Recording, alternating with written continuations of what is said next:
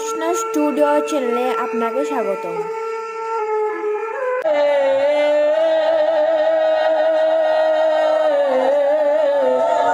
হরি হরি বলো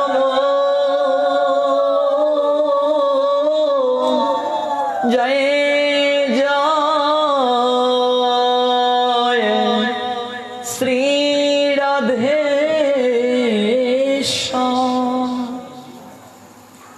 ও নমো ভগবতে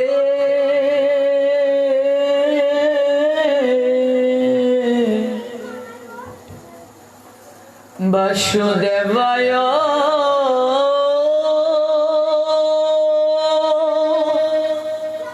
ওম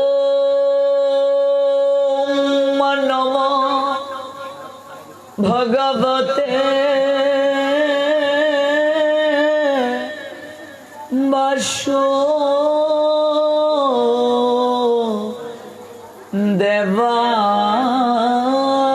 বাসুদেবায়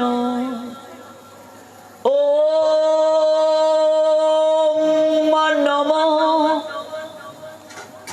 ভগবতে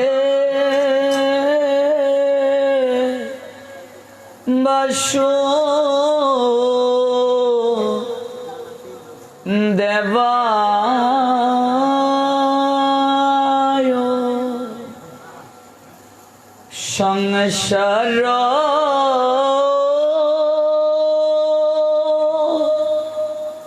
দাবানলো লিরলোক ত্রাণায় কারুণ্য ঘনা ঘনতম প্রাপ্ত সকল্যাণ গুণর নবস্য বন্দে গুরু শ্রী চরণার বিন্দম নময়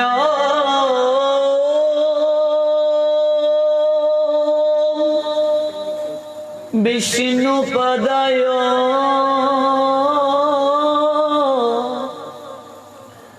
রাধা প্রেষিতায় ভূতলে শ্রীমতে ভক্তি প্রপন্ন জ্যোতি স্বামীতি নামিনে নমো আচার্য পদায়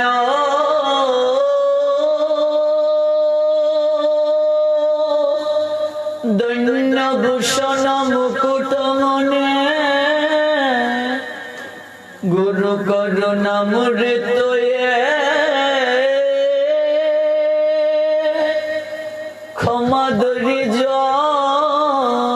শিরোমণি বন্দে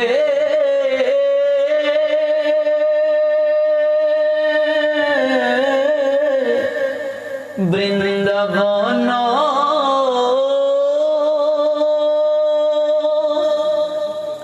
গুরু কৃষ্ণ কমল লোচন বল্লভী বল্লভাঙ্গে দেব শ্রী রাধা লিঙ্গিত বিগ্রহ বন্দে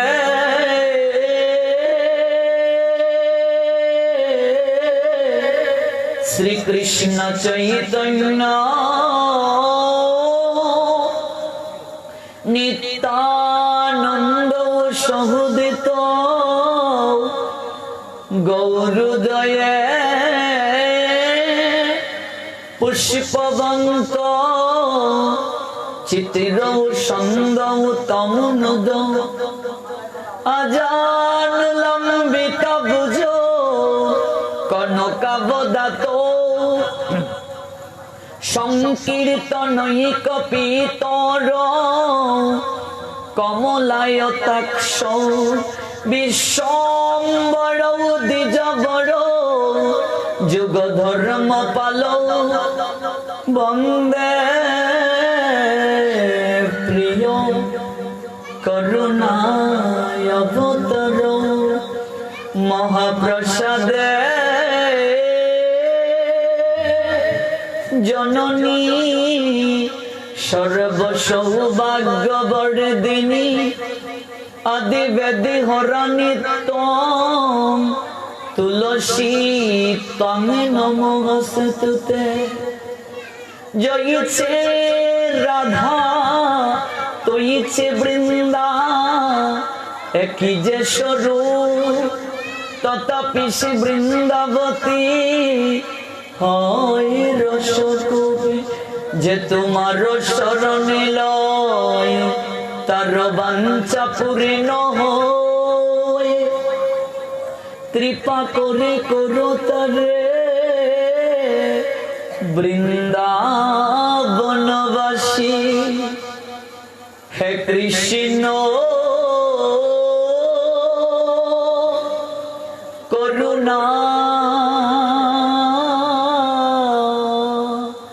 সিন্ধু দীনবন্ধু জগতে পতে গোপেশ গোপিকা কান্ত রাধাকান্ত নমস্তুতে। রাধাং রসেশ্বরী রমা গোবিন্দ মোহিনী পরম বৃষভানুসুতং দেবী তং নমামি হরি প্রিয়ে। শ্রী রূপী শ্রী সনাতন ভট্ট রঘুনাথ শ্রীজীবী গোপাল ভট্ট দাস রঘুনাথ। আমি এই ছায়া গোসাই করি চরণ বন্দ যাহা গতে বিঘ্ন নাশ অবিষিত পুরো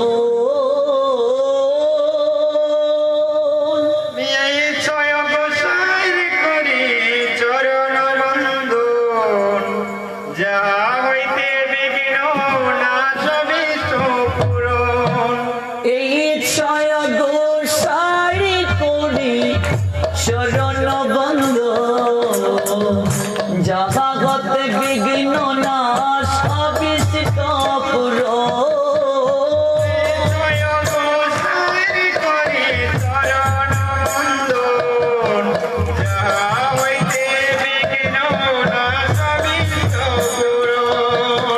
এই ছয় গোসাই করি চরণ বন্ধ যাহাগতে মিলে বাই কৃষ্ণ প্রেম দো।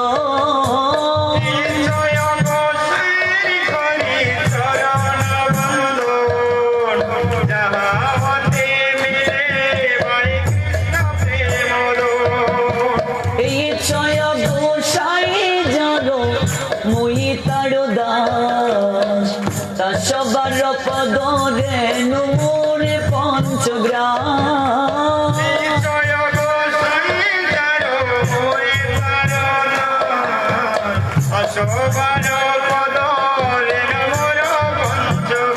ওই আমি তাদের চরণ সেবি ভক্ত শোনবা জনমে জনমে মুরো এই অভিলাষ।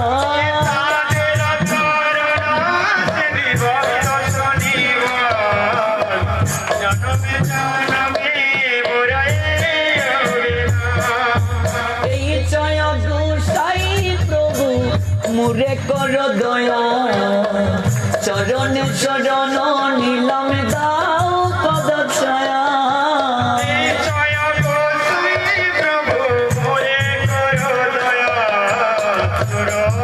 শরণ নীলম দাও পদ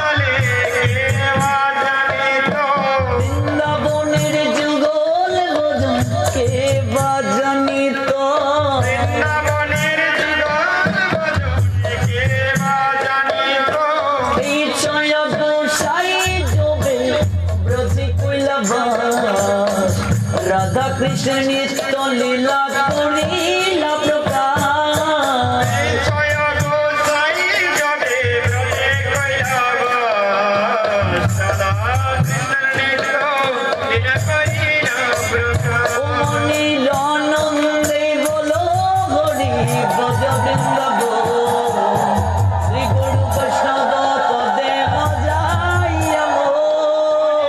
আনন্দে বলো হরি ভজ বৃন্দাবন শ্রী গুরু বৈষ্ণব পদে মজাইয়া শ্রী গুরু বৈষ্ণব পদ পদ্ম করিয়া নাম সংকীর্তন কহে নরোত্তম দাস গুরু বৈষ্ণব পদ পদ্ম করিয়া নাম সংকীর্তন করি নরোত্তম শ্রীকৃষ্ণ চৈতন্য প্রভু নিত্যানন্দ শ্রী অদ্বৈত গদাধর শ্রীবাসাদি গৌর ভক্ত বৃন্দ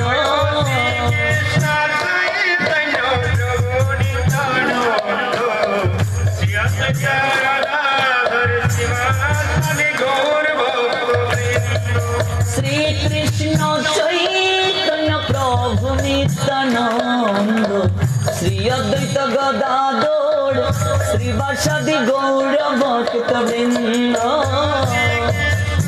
শ্রীকৃষ্ণ চৈতন্য প্রভু নিত্যানন্দ শ্রী অদ্বৈত গদাধর শ্রীবাসাদি গৌর ভক্ত বৃন্দ শ্রীকৃষ্ণ চৈতন্য প্রভু নিত্যানন্দ শ্রী অদ্বৈত গদাধর শ্রীবাসাদি গৌর ভক্ত বৃন্দ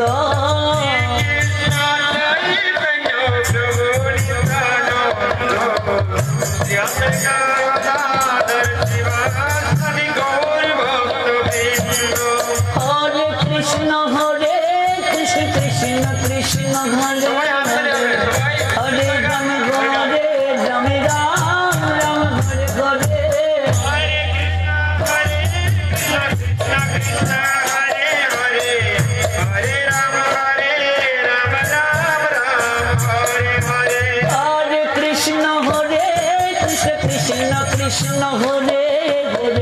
হরে রাম রাম রাম হরে হরে হরে কৃষ্ণ কৃষ্ণ কৃষ্ণ হরে হরে হরে রাম রাম রাম হরে হরে হরে কৃষ্ণ কৃষ্ণ কৃষ্ণ হরে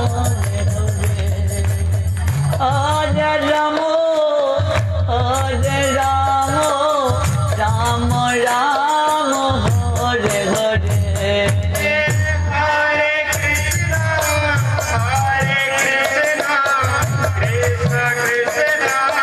হরি বল।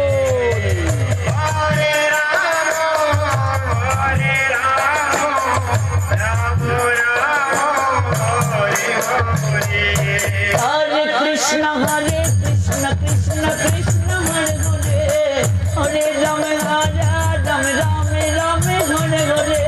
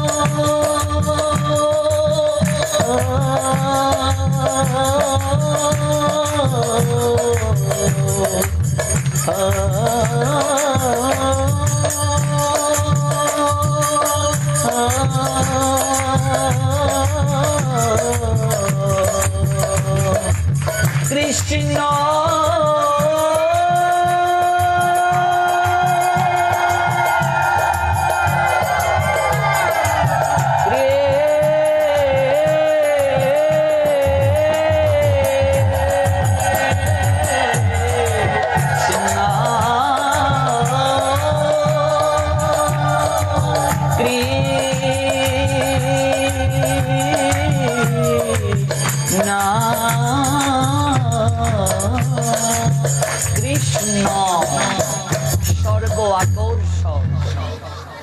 কৃষ্ণ শব্দটি উচ্চারণ করার সঙ্গে সঙ্গে যে ব্যক্তি কৃষ্ণ শব্দটি উচ্চারণ করেন তৎক্ষণাৎ ভগবান তাকে আকর্ষণ করতে শুরু করেন।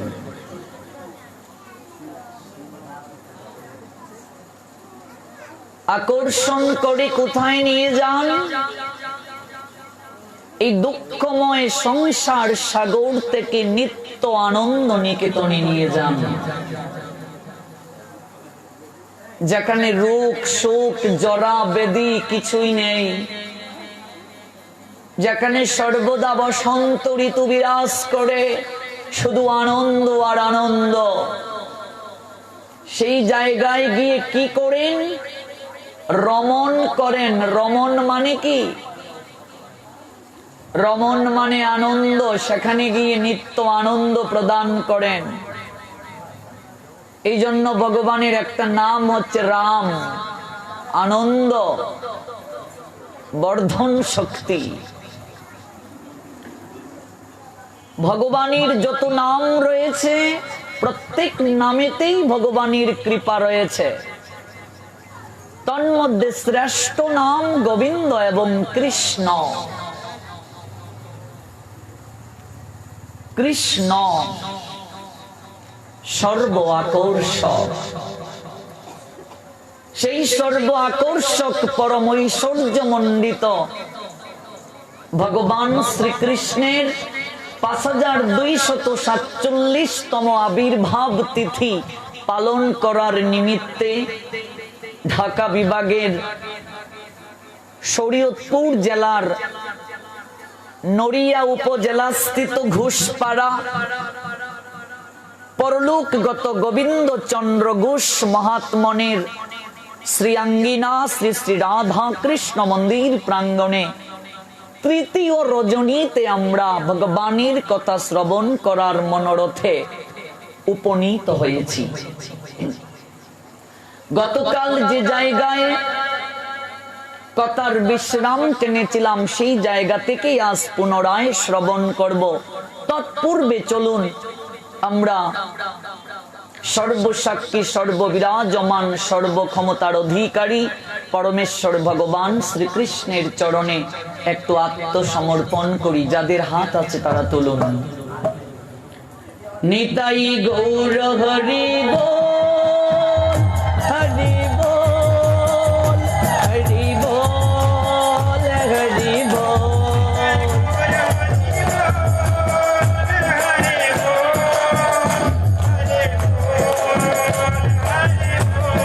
নিতাই নিতাই গৌর নিতাই, নিতাই গৌর হরি বল, হরি বল, হরি বল, হরি বল। হরি বল, হরি বল, হরি বল।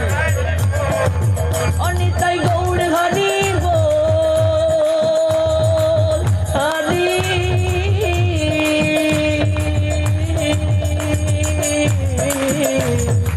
হরি হরি হরি বল।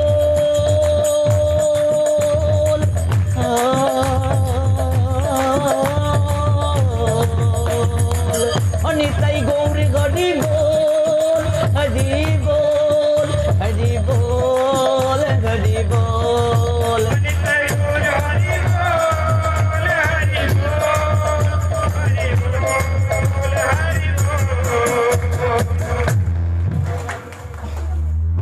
এই মাইক্রোফোন রেখে বাকি সবগুলো বন্ধ করে দাও। ইকো গতকালের মতো দাও, কমিয়ে।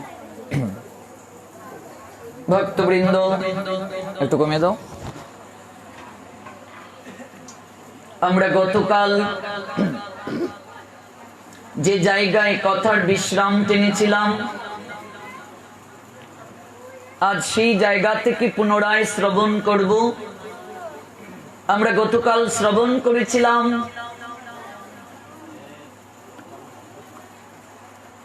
প্রত্যেক ছেলে মেয়ের আদরের ধন, ভালোবাসা প্রাপ্তির স্থান, স্নেহ প্রাপ্তির স্থান মামার বাড়ি। মামা স্নেহ প্রাপ্তির, সৌহার্দ্যের একটি স্থান, অথচ সেই মামা কংস কেন তার নিজ 6টি ভাগ্নেকে হত্যা করলো? এই কংস কে ছিলেন আমরা গতকাল শ্রবণ করেছি। কংসের জন্ম কথা, কংসের মা কে ছিলেন, কি করে কংসের জন্ম হলো, সেই সকল বৃত্তান্ত আমরা গতকাল শ্রবণ করেছি। যারা গতকাল ছিলেন তারা শ্রবণ করেছেন, আজ যারা নতুন এসেছেন তারাও হয়তো অনলাইনে শ্রবণ করেছেন।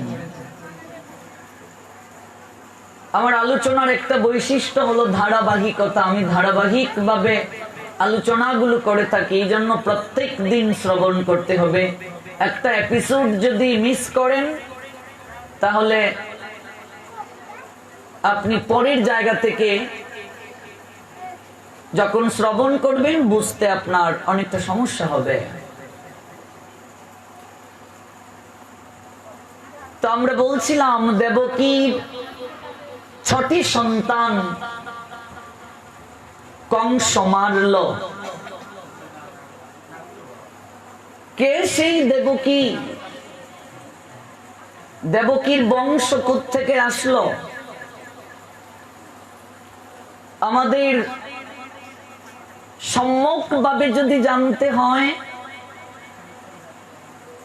তাহলে প্রথমে দেবকীর বংশ সম্পর্কে কিঞ্চিত জানা আবশ্যক। ব্রহ্মার একজন পুত্র ছিল যার নাম হচ্ছে অত্রি মুনি। তো অত্রি মুনির পুত্রের নাম হচ্ছে সোম, সোমের পুত্রের নাম হচ্ছে বাচন্দ্র, বাচন্দ্রের পুত্রের নাম হচ্ছে বুধ, বুধের পুত্রের নাম হচ্ছে পরম্পরাক্রমে নহুষ, তার পুত্রের নাম যজাতি, যজাতি যার নামে যদুবংশ। ব্রহ্মার পুত্রের নাম অত্রিমুনি, অত্রির পুত্রের নাম সোম, সোমের পুত্রের নাম বাচন্দ্র, বাচন্দ্রের পুত্রের নাম বুধ, বুধের পুত্রের নাম বংশ পরম্পরায় নহুষ, নহুষের পুত্রের নাম যজাতি, যজাতির পুত্রের নাম যদু। মীর, দেবমীর একজন ধার্মিক রাজা। দেবমীর 2টি বিবাহ করেছিলেন। আমরা দেবমীরের বিবাহ প্রসঙ্গে যাচ্ছি না, তাহলে 3 দিন চলে যাবে। আমরা 2 দিন গত করেছি, আজ নিয়ে 3 দিন চলে যাচ্ছে। আজ গেলে আর 4 দিন থাকবে, কিছুই জানা হবে না। ভাগবত সাগর বিস্তারিত জানতে গেলে অনেক দিন শ্রবণ করা প্রয়োজন। পরীক্ষিত মহারাজ শুনেছিলেন 7 দিন 7 রাত্রি, আর আমরা কেবল 2.5 ঘন্টা করে শ্রবণ করছি। তাহলে লীলা তো আর বিস্তারিত বলা যাবে না, যতটুকু পারা যায়। এই দেবমীর 2টি বিবাহ করেছিলেন, 2টি বিবাহ করেছিলেন দেবমীর। তিনি 2টি বিবাহ করে যে সন্তানের জন্মদান করেন সেই সম্পর্কে আমরা জানবো। ওই দেবমীরের বিবাহ প্রসঙ্গে আমরা যাচ্ছি না। কেন তিনি 2টি বিবাহ করেছিলেন, কাদেরকে বিয়ে করেছিলেন, তাদের বংশ বৃত্তান্ত কি? একটি কথা মনে রাখতে হবে, ভাগবত বুঝতে গেলে একটু মহাভারতের সঙ্গে আমাদের যুগসূত্র রাখা প্রয়োজন, একটু রামায়ণের সঙ্গে আমাদের যুগসূত্র রাখা প্রয়োজন। রামায়ণ মহাভারত না পড়লে গীতা বুঝবো না, ভাগবত বুঝবো না। ভাগবতকে বুঝতে গেলে এবং গীতাকে বুঝতে গেলে মহাভারতের সঙ্গে একটু যুগসূত্র থাকা প্রয়োজন এবং রামায়ণটা পড়া প্রয়োজন। বাল্মীকির রামায়ণ সংস্কৃতে যেটা পাওয়া যায়, কৃত্তিবাসীর রামায়ণ অনেকটা কাল্পনিক, কাজেই মূল রামায়ণ পড়তে হবে, মূল মহাভারত পড়তে হবে আমাদের। তো এই দেবমীর তিনি দুটি বিবাহ করলেন। প্রথম বিয়ে করলেন, শূরসেন নামক পুত্র লাভ করলেন। একজন ক্ষত্রিয় মেয়েকে বিয়ে করলেন, আরেকজন বৈশ্য মেয়েকে বিয়ে করলেন। ভালো করে বুঝবেন, আমাদের সমাজে এখনো একটা বিষয় প্রচলিত আছে। প্রচলিত কি, যে ক্ষত্রিয় ক্ষত্রিয়ের সঙ্গে বিয়ে হতে হবে, ব্রাহ্মণ ব্রাহ্মণের সঙ্গে বিয়ে হতে হবে, বৈশ্য বৈশ্যের সঙ্গে বিয়ে হতে হবে, এমন কোনো কথা শাস্ত্রে নেই। ব্রাহ্মণ ক্ষত্রিয় বৈশ্য শূদ্র জন্মসূত্রে হয় না, এগুলো কর্মসূত্রে। চাতুর্বর্ণ ময়া সৃষ্ট গুণকর্ম বিভাগস, গুণার কর্মানুযায়ী আমি এই 4টা বর্ণের সৃষ্টি করেছি। আপনিও ব্রাহ্মণ হতে পারেন কর্মের মাধ্যমে, সাধনার মাধ্যমে। প্রতিটা মানুষ শূদ্র হয়ে জন্মগ্রহণ করে। শূদ্র মানে কি? অজ্ঞান। অজ্ঞান মানে মূর্খ, যার জ্ঞান নেই সে শূদ্র। ব্রাহ্মণের ছেলেটা যদি কোনো কিছু না জানে, শাস্ত্রীয় জ্ঞান সম্পর্কে অজ্ঞ থাকে, তাহলে সেও শূদ্র। ব্রাহ্মণের ঘরেই ব্রাহ্মণ হয় না। গুরুর ছেলেই যে গুরু হবে এমন কোনো কথা শাস্ত্রে নেই। ডাক্তারের ছেলে ডাক্তার হবে তার নিশ্চয়তা আছে না। আপনার বাবা যে গুণাবলী নিয়ে আপনাকে মানুষ করতে চেয়েছিলেন, আপনি কি সেই গুণাবলী সম্পূর্ণ অর্জন করতে পেরেছি? না। এগুলো কর্মানুযায়ী, এগুলো সাধনার মাধ্যমে লাভ করতে হয়। এই জন্য আমার গৌর হরি ব্রাহ্মণ কুলে জন্ম নিয়েও হরিকথা শুনতে গেলেন একজন বৈদ্যের নিকটে, রায় রামানন্দ বৈদ্য। ভাবা যায়, ব্রাহ্মণ হয়ে কার নিকটে হরিকথা শুনলেন? এই কলিযুগে জাত বলে কিছু নাই, একটাই জাত আমাদের। আমরা কৃষ্ণ দাস, কৃষ্ণের সেবক। আমরা জীব কৃষ্ণের দাস, এটাই তার পরিচয়, এটাই তার জাত, আর কোনো জাত নেই। আজ গৌর হরি যদি না আসতেন, মহাপ্রভু যদি না আসতেন, এরকম এক কাতারে বসে আমরা হরিকথা শুনতে পারতাম না। দেখেছো কি মন ব্রাহ্মণ চন্ডালে করে কুলাকুলি। ওরে মন, গৌরাঙ্গ আসার আগে কখনো কি দেখেছো ব্রাহ্মণ চন্ডালকে ধরে কুলাকুলি করতে? গৌরাঙ্গ আসার আগে সেটা ছিল না। উচ্চ কুলের যারা, তারা নিম্ন কুলের কাউকে দেখলে সূর্যকে দর্শন করে প্রায়শ্চিত্ত করত, স্নান করত, গঙ্গা স্নান করত। চৈতন্য মহাপ্রভু যদি না আসতেন, হিন্দু খুঁজে পাওয়া যেত না। সনাতনীদের যে কত বিপর্যয় হতো। এই জন্য বৈষ্ণব কবি বললেন, দেখেছো কি মন ব্রাহ্মণ চন্ডালে করে কুলাকুলি। গৌর আসার আগে কি দেখেছো? আমার গৌর আসিল একই কাতারে বসাইল, আহা কি মধুর রঙ্গ। আমার গৌর এসে সবাইকে এক কাতারে বসালেন। বসিয়ে কি বললেন? যেই ভজে সেই বড়, অবক্তহীনচার, কৃষ্ণ ভজনে নাই জাতি কুলাদি বিচার। মহাপ্রভু এসে বললেন, ওরে কৃষ্ণ ভজন করতে জাত কুলের বিচার নেই রে। একটা রজক কাপড় ধৌত করছে, রজক মানে কি? দুপা। মহাপ্রভু সেই রজকের কাছে গিয়ে বলছেন, হ্যারে রজক, একবার মুখে হরি বল। ভাই রজক, একটি বার মুখে হরি বল। গৌর লীলা যে কত প্রেম, যদি আবার কোনোদিন আসি 7 দিন গৌর কথা আপনাদের শ্রবণ করাবো। মহাপ্রভুর কথা কত প্রেম, হৃদয় গলে যায়। হ্যাঁ রজক, একবার মুখে হরি বল ভাই। রজক বলছে, দেখো তোমার তো খেয়ে দে কাজ নেই, সারাদিন ধেই ধেই করে নাচো, মধ্যরাত্রিতেও মৃদঙ্গ বাজিয়ে কীর্তন করো। আমার এক গাদা কাপড় পড়ে আছে, এগুলোকে খাচ্বে হরিনাম করলে?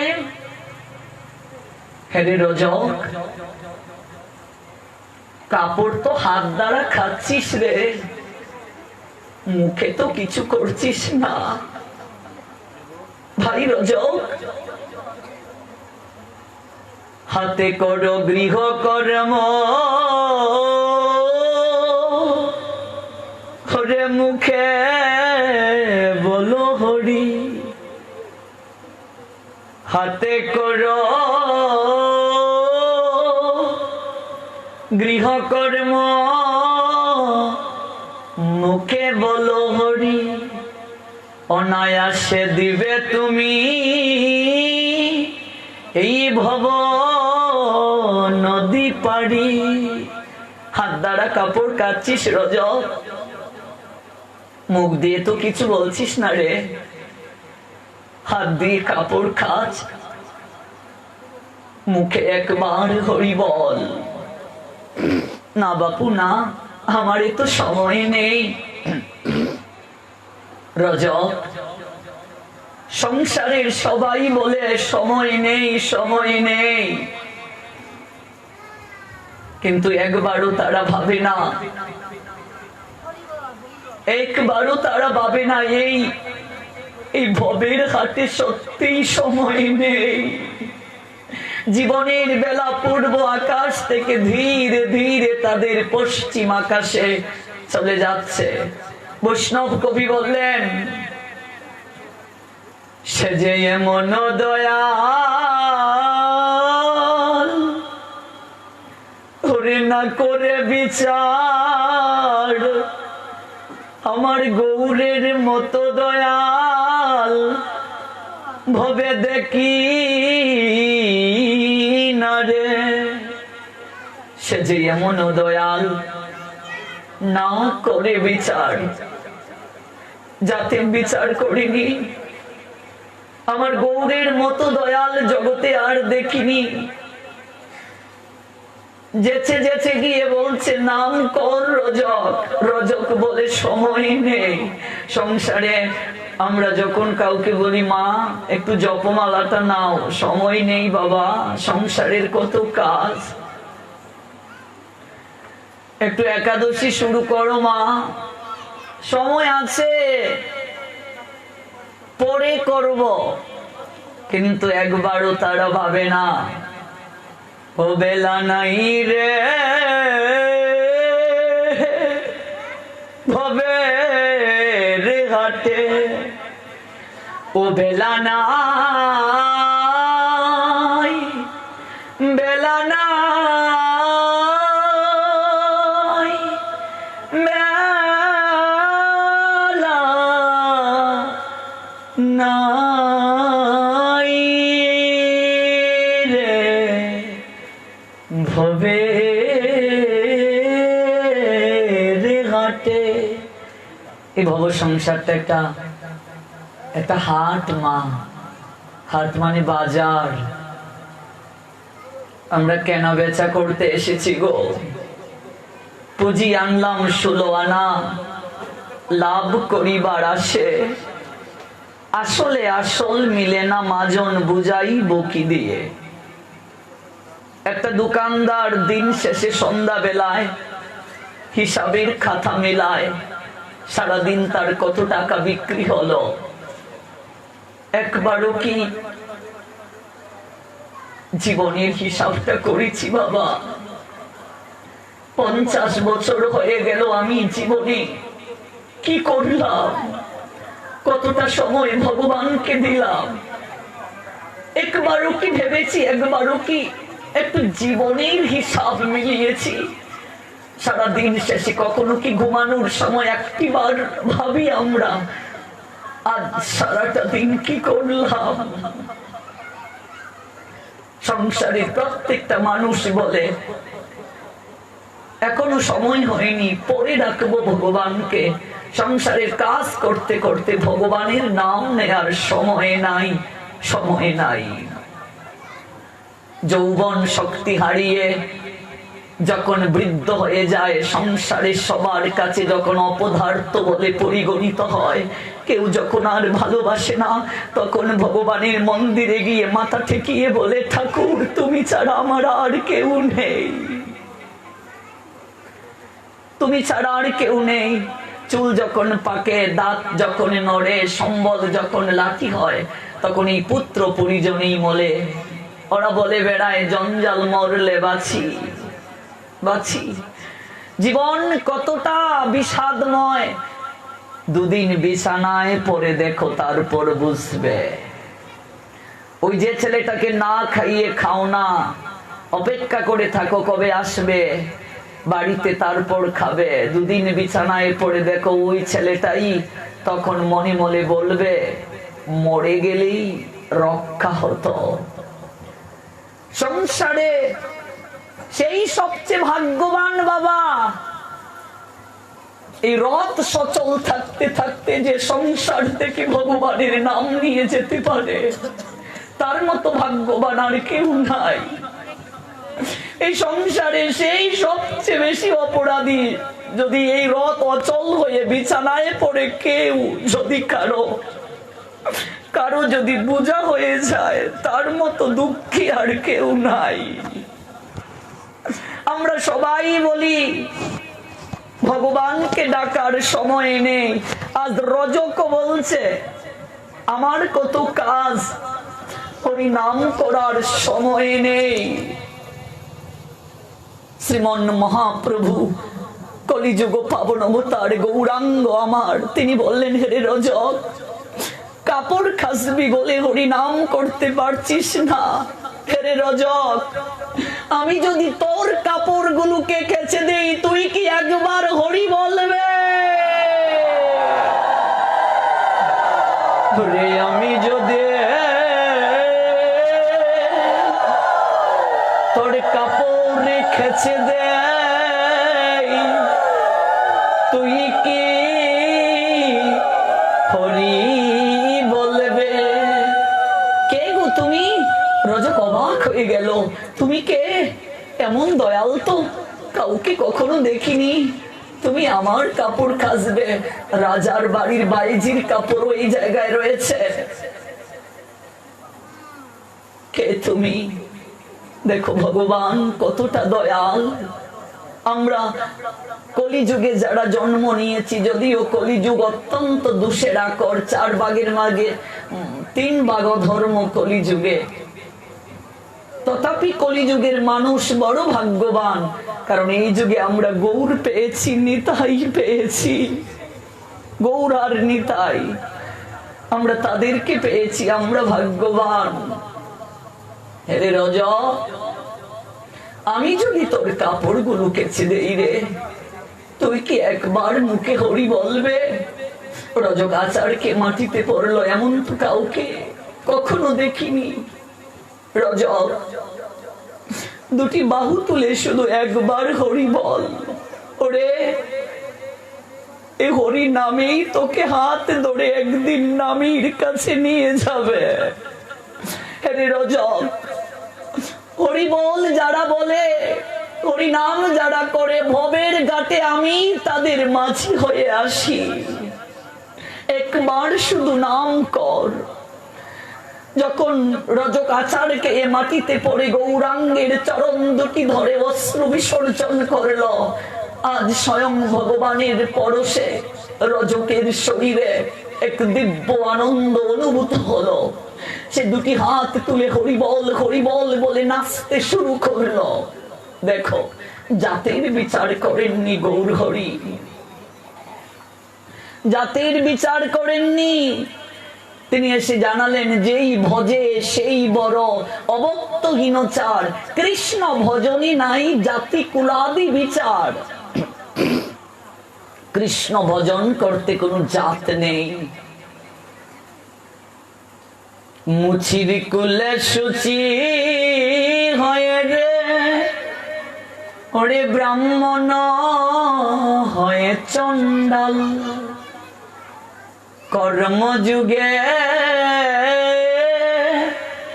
রাকাল হয়ে রে কৃষ্ণ বলরাম। মুচির কুলেও সুচি জন্ম নেয়, ব্রাহ্মণের গড়েও চণ্ডালের জন্ম হয়। আচার যদি না থাকে, একটি সদাচার আর একটি কদাচার, ব্রাহ্মণের ছেলেটি যদি সদাচার জীবন যাপন না করে, কদাচার জীবন যাপন করে, সেও চণ্ডাল বলে গণ্য।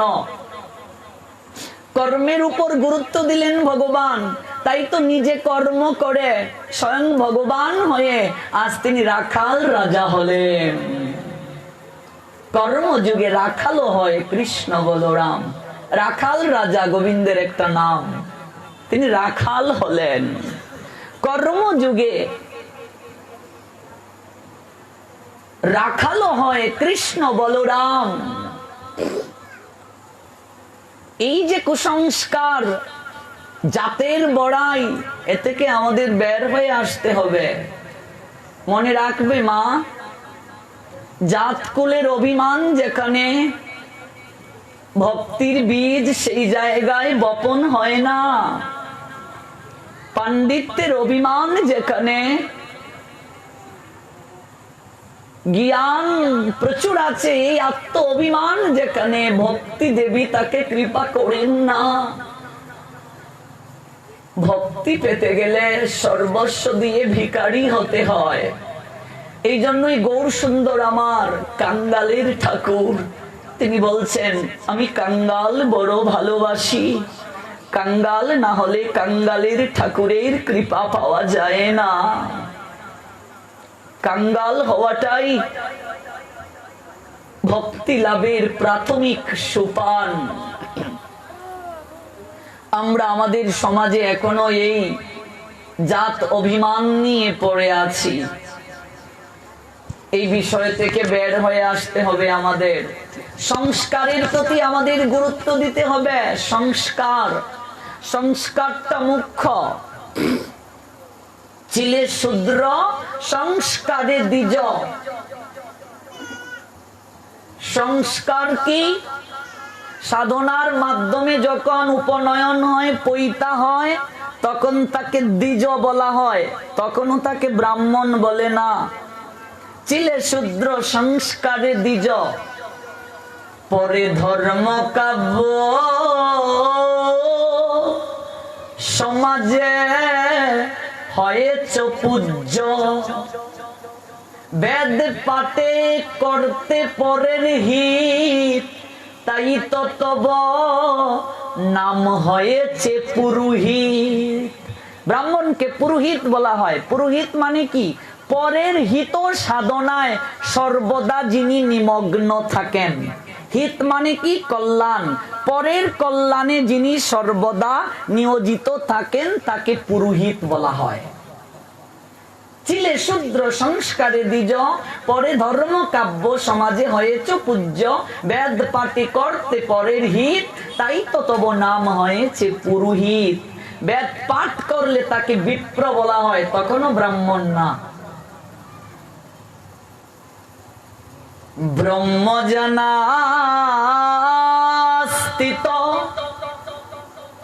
তৎপর ব্রহ্মণ। ব্রহ্মকে সম্যক ভাবে যিনি উপলব্ধি করতে পেরেছেন তিনি ব্রাহ্মণ। এই যে পৈতায় কয়টি গুণ থাকে? 9টা গুণ থাকে, 9টা গুণ। শ্রীমদ্ ভগবদ গীতায় ভগবান ব্রাহ্মণের 9টা গুণের কথা বলেছেন। 9 গুণ, যার কারণে শ্রীমদ্ ভগবত গীতায় ভগবান নিজেই জানিয়ে দিলেন ব্রাহ্মণের কি কি গুণ থাকা প্রয়োজন। ব্রাহ্মণের 9 গুণ থাকবে। সেই ব্রাহ্মণও যদি হরি ভজন না করে, গৌর হরি সাফ জানিয়ে দিলেন, পরিষ্কার ভাবে জানিয়ে দিলেন, হরি ভজন না যদি করে তাহলে সে চণ্ডাল থেকে নিকৃষ্ট। হরি ভজন মুখ্য। কাজেই সংস্কারের দিকে এগিয়ে যেতে হবে, কুসংস্কার থেকে বের হতে হবে। আমরা ধার্মিক হব, ধর্মান্ধ হব না।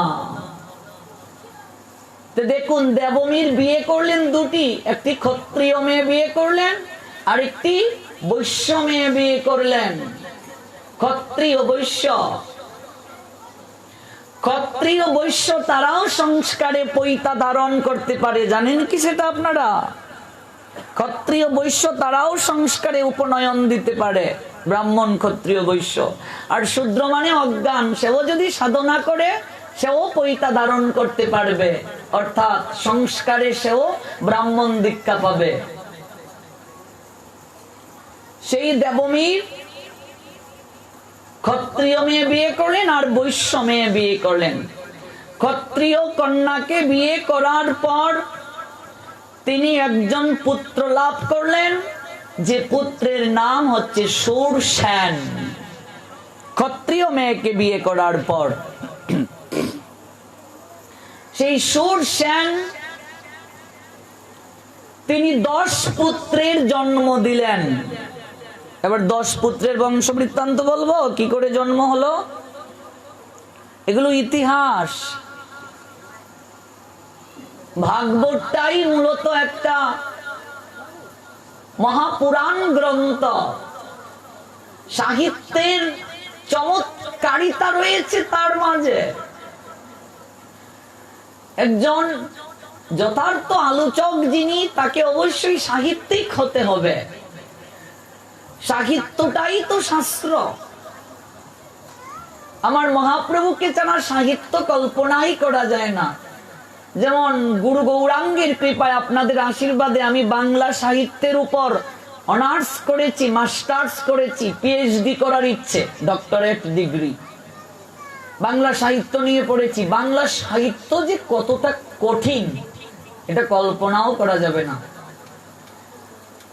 সাহিত্য বিশাল, ইংলিশ তো খুব সহজ, কিন্তু বাংলার মতো কঠিন সাবজেক্ট আর হতে পারে না।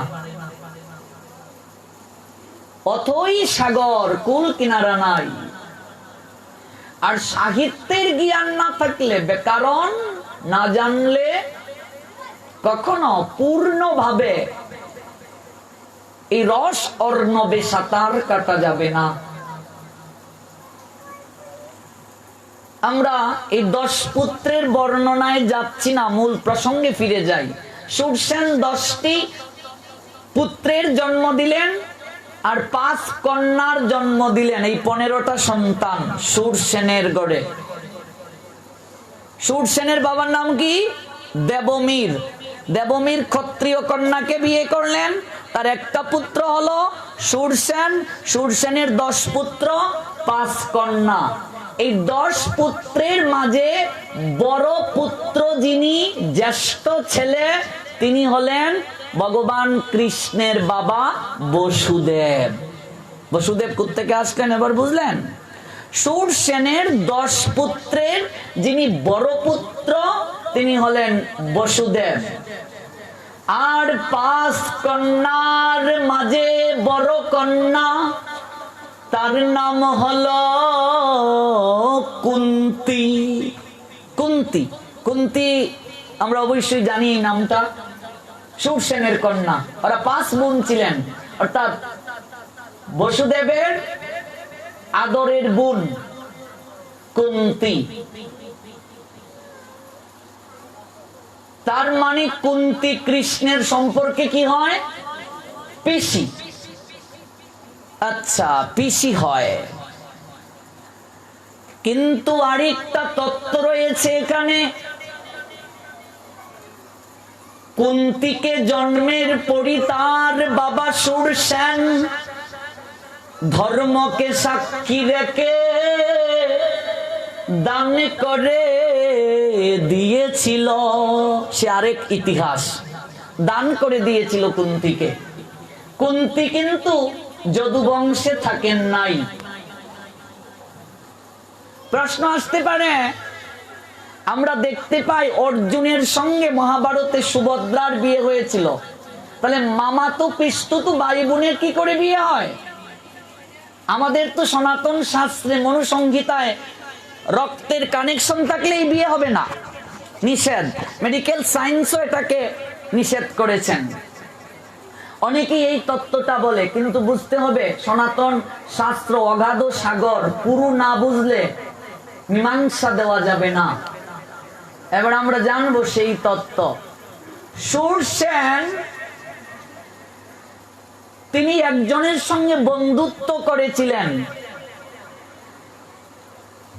যার নাম হচ্ছে কুন্তি ভুজ। সুরসেন ভুজ বংশীয় রাজা কুন্তি ভুজের সঙ্গে বন্ধুত্ব করেছিলেন। সেই সুরসেন কুন্তি ভুজের সঙ্গে যখন বন্ধুত্ব করলেন, এতটাই বন্ধুত্ব ছিল, একজন আরেকজনকে পলক পড়তে যতটা সময় লাগে ততটা সময় না দেখলেও ব্যাকুল হয়ে যেতেন। কিন্তু সুরসেন সর্বদা তার বন্ধুর দুঃখে দুঃখী ছিলেন, কারণ কুন্তি ভুজ বিবাহের পর নিঃসন্তান ছিলেন, তার কোনো সন্তান ছিল না। কুন্তি ভুজ, কুন্তি ভুজ কোন বংশের রাজা? ভুজ বংশের রাজা। একদিন কুন্তি ভুজ সুরসেনকে বলছে, দেখো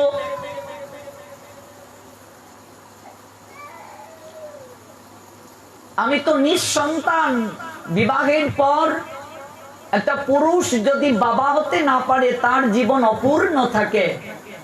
তুমি আমার এত নিকটের বন্ধু, আমি তোমার কাছে একটা জিনিস ভিক্ষা চাইব, তুমি তো আমার প্রাণের বন্ধু। বন্ধু বন্ধুর জন্য জীবন দিতে পারে, প্রকৃত বন্ধু। আর এই জড় জগতে প্রকৃত বন্ধু পাওয়া কঠিন। কিন্তু সুরসেন আর কুন্তি ভুজের বন্ধুত্ব এরকম নয়, স্বার্থের বন্ধুত্ব নয়।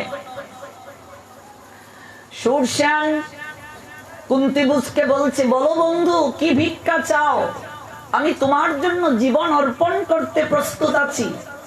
কুন্তি ভুজ বলছে, তুমি আমায় এতটাই ভালোবাসো, তাহলে আজ ধর্ম সাক্ষী রেখে কথা দাও, তোমার প্রথম যে সন্তান হবে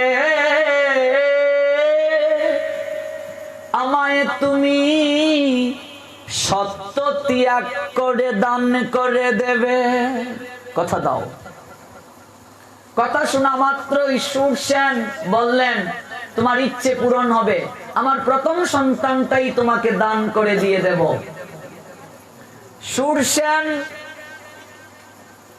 এই কথা ধর্ম সাক্ষী রেখে দিল, আর প্রথম মেয়ের জন্ম হলো।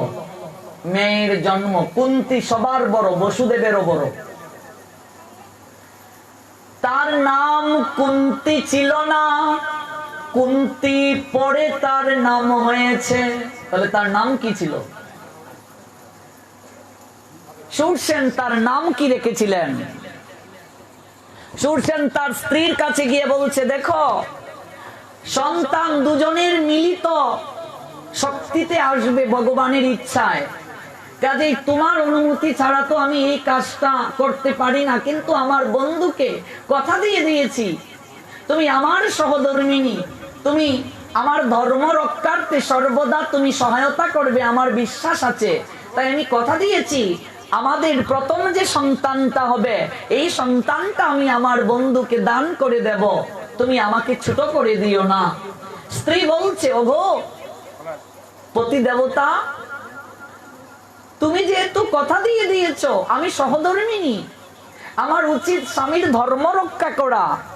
অবশ্যই আমিও কথা দিলাম আমাদের প্রথম সন্তানটাই তোমার বন্ধুকে আমরা দান করে দিয়ে দেব। তাছাড়া জগতে এমন বন্ধুত্ব আর দেখি না, এতটা ভালোবাসো তুমি তাকে, প্রথম সন্তানটাই তাকে দিয়ে দেব। জন্ম হলো মেয়ে, মনে রাখবেন সনাতন শাস্ত্রে প্রথম মেয়ে হওয়া সৌভাগ্যের বিষয়, লক্ষ্মী তার গৃহে প্রবেশ করে। জন্ম হলো মেয়ে, সেই সুরসেন মেয়ের নাম রাখলেন পৃথা। নাম কি রাখলেন? পৃথা। এই জন্যই ভগবান কৃষ্ণ অর্জুনকে পার্থ বলে ডাকেন, পৃথার পুত্র পার্থ। অনেক বিষয়, এগুলো যদি 15 দিন বা 1 মাস আলোচনা করতাম তাহলে একেবারে বিস্তারিত হতো। পৃথার পুত্র পার্থ। কেন পার্থ ডাকেন? এক একটা নামের পিছনে ব্যাখ্যা আছে, ইতিহাস আছে। সূর্যের নাম রাখলেন পৃথা। এবার কথা যেহেতু দিয়েছেন, ধর্মকে সাক্ষী রেখে সুরসেন আর তার সহধর্মিনী কুন্তি ভুজকে পৃথাকে দান করে দিয়ে দিলেন। সনাতন শাস্ত্র বলছে কোন সন্তান যদি কাউকে দান করে দিয়ে দেয়া হয় ধর্মকে সাক্ষী রেখে, তাহলে সঙ্গে সঙ্গে যে বংশে সন্তান জন্ম নিয়েছে সেই বংশের সঙ্গে তার সমস্ত সম্পর্ক বিচ্ছিন্ন হয়ে যায়। দানের এত মহিমা, কারণ দান করতে হয় অধিকার ত্যাগ করে। তোমার ছেলেকে দান করে দিয়ে দিয়েছো মনে করো, এবার যদি তুমি অধিকার রাখো এটা আমার ছেলে, তাহলে তোমার পাপ হবে, অপরাধ হবে। দান করতে হয় অধিকার ত্যাগ করে। দান করে দিয়ে দিলেন, তার মানে এই যদু বংশের সঙ্গে শাস্ত্রীয় নিয়মে ওই পৃথার আর কোনো সম্পর্ক রইল না। ভালো করে বুঝবেন, নতুবা মীমাংসা দিতে পারবেন না। এগুলোই তো অন্যান্য ধর্মের লোকেরা প্রশ্ন করে আর আমাদেরকে ঠেকায়, আমরা ডাইভার্ট হই, উত্তর দিতে পারি না। সনাতন শাস্ত্র এতটাই মাধুর্যমণ্ডিত শাস্ত্র, সনাতন ধর্ম এতটাই উচ্চ স্তরের ধর্ম, এতটা বিজ্ঞানসম্মত ধর্ম। দান এমন একটা জিনিস, এই জন্য দেখবে অগ্নিকে সাক্ষী রেখে যখন পিতা কন্যাকে 7 পাকের পূর্বে দান করে দেয়, সঙ্গে সঙ্গে তার গোত্র পর্যন্ত পরিবর্তন হয়ে যায়, গোত্র ত্যাগ হয়ে যায়, বংশ ত্যাগ হয়ে যায়। যদু বংশের সঙ্গে শাস্ত্রীয় দৃষ্টিতে কোনো আর সম্পর্ক রইল না পৃথার। কুন্তী ভোজ কন্যাকে কুলে নিয়ে আনন্দে আত্মহারা হয়ে সুরসেনের সঙ্গে প্রেমালিঙ্গন করলেন। ধন্য তুমি বন্ধু, ধন্য বন্ধুর সহধর্মিনী, তোমাদের এই আত্মত্যাগ জগতে ইতিহাসে ভূষিত হবে, সবাই শ্রদ্ধা ভরে তোমাদের প্রণাম দেবে। আজকে যদি এই কার্য না করতেন, কুন্তির যদি জন্ম না হতো, অর্জুনকে পেতাম না, গীতা পেতাম না। পৃথাকে দান করে দিলেন কুন্তি ভুজে। এবার কুন্তি ভুজের রাজা রথে চড়ে পৃথাকে তার রাজ্যে নিয়ে যাচ্ছে। বিশাল করে সাড়ম্বর ভাবে সংবর্ধনার আয়োজন করা হয়েছে। সমস্ত রাজ্যে আনন্দে ফল্গু ধারা প্রবাহিত হচ্ছে, রাজভান্ডার খুলে দেয়া হয়েছে, দান করা হচ্ছে। কি আনন্দ! কুন্তী বুঝ মেয়ে পেয়েছেন। তখন সেই কুন্তী বুঝ রাজা অপূর্ব সুন্দরী সেই মেয়েটির নাম রাখলেন তার নাম অনুসারে কুন্তী। এই জন্য ভগবান কৃষ্ণ শ্রীমদ্ ভগবত গীতাতে অর্জুনকে মাঝে মাঝে কুন্তেয় বলে ডেকেছেন। কুন্তীর পুত্র কুন্তেয়। একটা শ্লোক বলি, কোথায় কুন্তেয় বলেছেন? কেউ কি বলতে পারবেন? একটা শ্লোক। অনেক জায়গায় কুন্তেয় বলেছেন। বলছেন ভগবান, আমার ভক্তের কখনো বিনাশ হয় না। নবম অধ্যায়, রাজবিদ্যা রাজগুজ্জ যুগে। ক্ষিপ্রম ভবতি ধর্মাত্মা শশ্বত শান্তি নিগচ্ছতি কুন্তেয় প্রতিজানি হ্যাঁ নমে ভক্ত প্রণশ্যতি। হে কুন্তী পুত্র অর্জুন কুন্তেয়, তুমি আমার হয়ে জগতের সবাইকে জানিয়ে দাও আমার ভক্তের কখনো বিনাশ হয় না। শ্রীমদ্ ভগবত গীতায় ভগবান অর্জুনকে কয়বার কুন্তেয় বলে রেখেছেন? 24 বার। 24 বার কুন্তেয় বলে রেখেছেন। কুন্তেয়। পার্থ বলে কয়বার ডেকেছেন? 38 বার। 38 বার পার্থ বলেছেন। যদিও দান করে দিয়েছে, কিন্তু তার পিসি তো পৃথা, একটু মায়া রয়েই গেছে এই জায়গায়। এই জন্য পার্থ নামটাই ভগবানের বেশি প্রিয়। কথাটা বুঝতে পেরেছেন? ভগবান তো মায়ার উপরে, ভগবানের মায়া নেই, কিন্তু এটা জগৎজীবকে দেখালেন। দেখো, পিতার পুত্র পার্থ। 38 বার পার্থ বলে ডেকেছেন ভগবান, আর 24 বার কুন্তেয় বলে ডেকেছেন শ্রীমদ্ ভগবত গীতায়। আর শ্রীমদ্ ভগবত গীতা যারা পড়েছেন 67 শ্লোক ভালোভাবে, সেই জায়গায় দেখবেন অর্জুনের 22টি নাম পাওয়া যায়। অর্জুনের নাম কয়টা?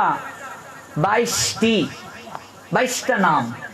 গীতাকে যারা ভালোভাবে পড়েছেন, ভাষা পড়লে হবে না, ভালো করে যারা পড়েছেন, একেবারে 700 শ্লোককে যারা ঝরঝর করেছেন। কত লোককে দেখেছি ক থেকে উ পর্যন্ত জেনে অহংকারের শেষ নেই। গীতার গ ভালো করে জানে না, কিন্তু দেখবেন একেবারে পায়ে মাটি স্পর্শ হয় না। বিষয়টা এরকম নয়। যথার্থ জ্ঞানী অহংকারী হয় না। যথার্থ যিনি জানেন তিনি অহংকারী হন না। দেখবেন বৃক্ষ যখন ফলে অনিন্দময় হয় তখন নিচু হয়ে থাকে, ফল ভারে নিচু হয়ে থাকে। ভরা কলসি কখনো এত বাজে না, ভরা কলসি বাজে না। আমরা হয়ে গেছি অকৃতজ্ঞ। চাণক্য পণ্ডিত বলছেন যথার্থ জ্ঞানীর লক্ষণ কি? যথার্থ জ্ঞানীর প্রথম লক্ষণ হচ্ছে কৃতজ্ঞতা স্বীকার। এই পৃথিবীতে আপনাকে একটা অক্ষরও যদি কেউ জ্ঞান দান করে থাকে, ভালো করে বুঝবেন, পারমার্থিক একটা অক্ষরও যদি কারো কাছ থেকে আপনি জানেন, কারো মাধ্যমে যদি ভক্তির একটু হলেও অগ্রসর হন, চাণক্য পণ্ডিত বলছেন এই পৃথিবীতে এমন কোন সম্পদ নেই যা দক্ষিণা দিয়ে, যা দান করে তার শোধ করা সম্ভব হয়। নিতাই গৌর সীতানাথ প্রেমানন্দে হরি হরি বলমন জয় জয় শ্রী রাধে।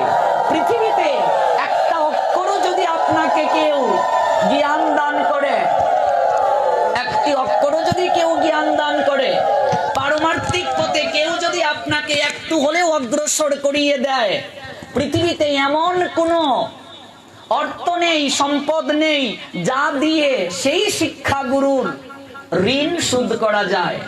আমরা তো অকৃতজ্ঞ, যাদের মাধ্যমে ভক্তির কিঞ্চিত পাই আমরা তাদের প্রতি বিন্দু বিসর্গ শ্রদ্ধা পোষণ করি না, সম্মান পোষণ করি না। চাণক্য পণ্ডিত এই সকল ব্যক্তিদেরকে অনাকাঙ্ক্ষিত অকৃতজ্ঞ বলে ঘোষিত করেছেন। অনাকাঙ্ক্ষিত, যে পিতৃহীন যে সন্তান তাকে অনাকাঙ্ক্ষিত জারজ বলে। আর সেই চাণক্য পণ্ডিত বলছেন গুরু শিকারহীন শিষ্য জারজ শিষ্য, অনাকাঙ্ক্ষিত শিষ্য কুলাঙ্গার শিষ্য। চাণক্য পণ্ডিত সেই কথা বলছেন। শিক্ষাগুরু বহুজন হতে পারেন, বহুজন।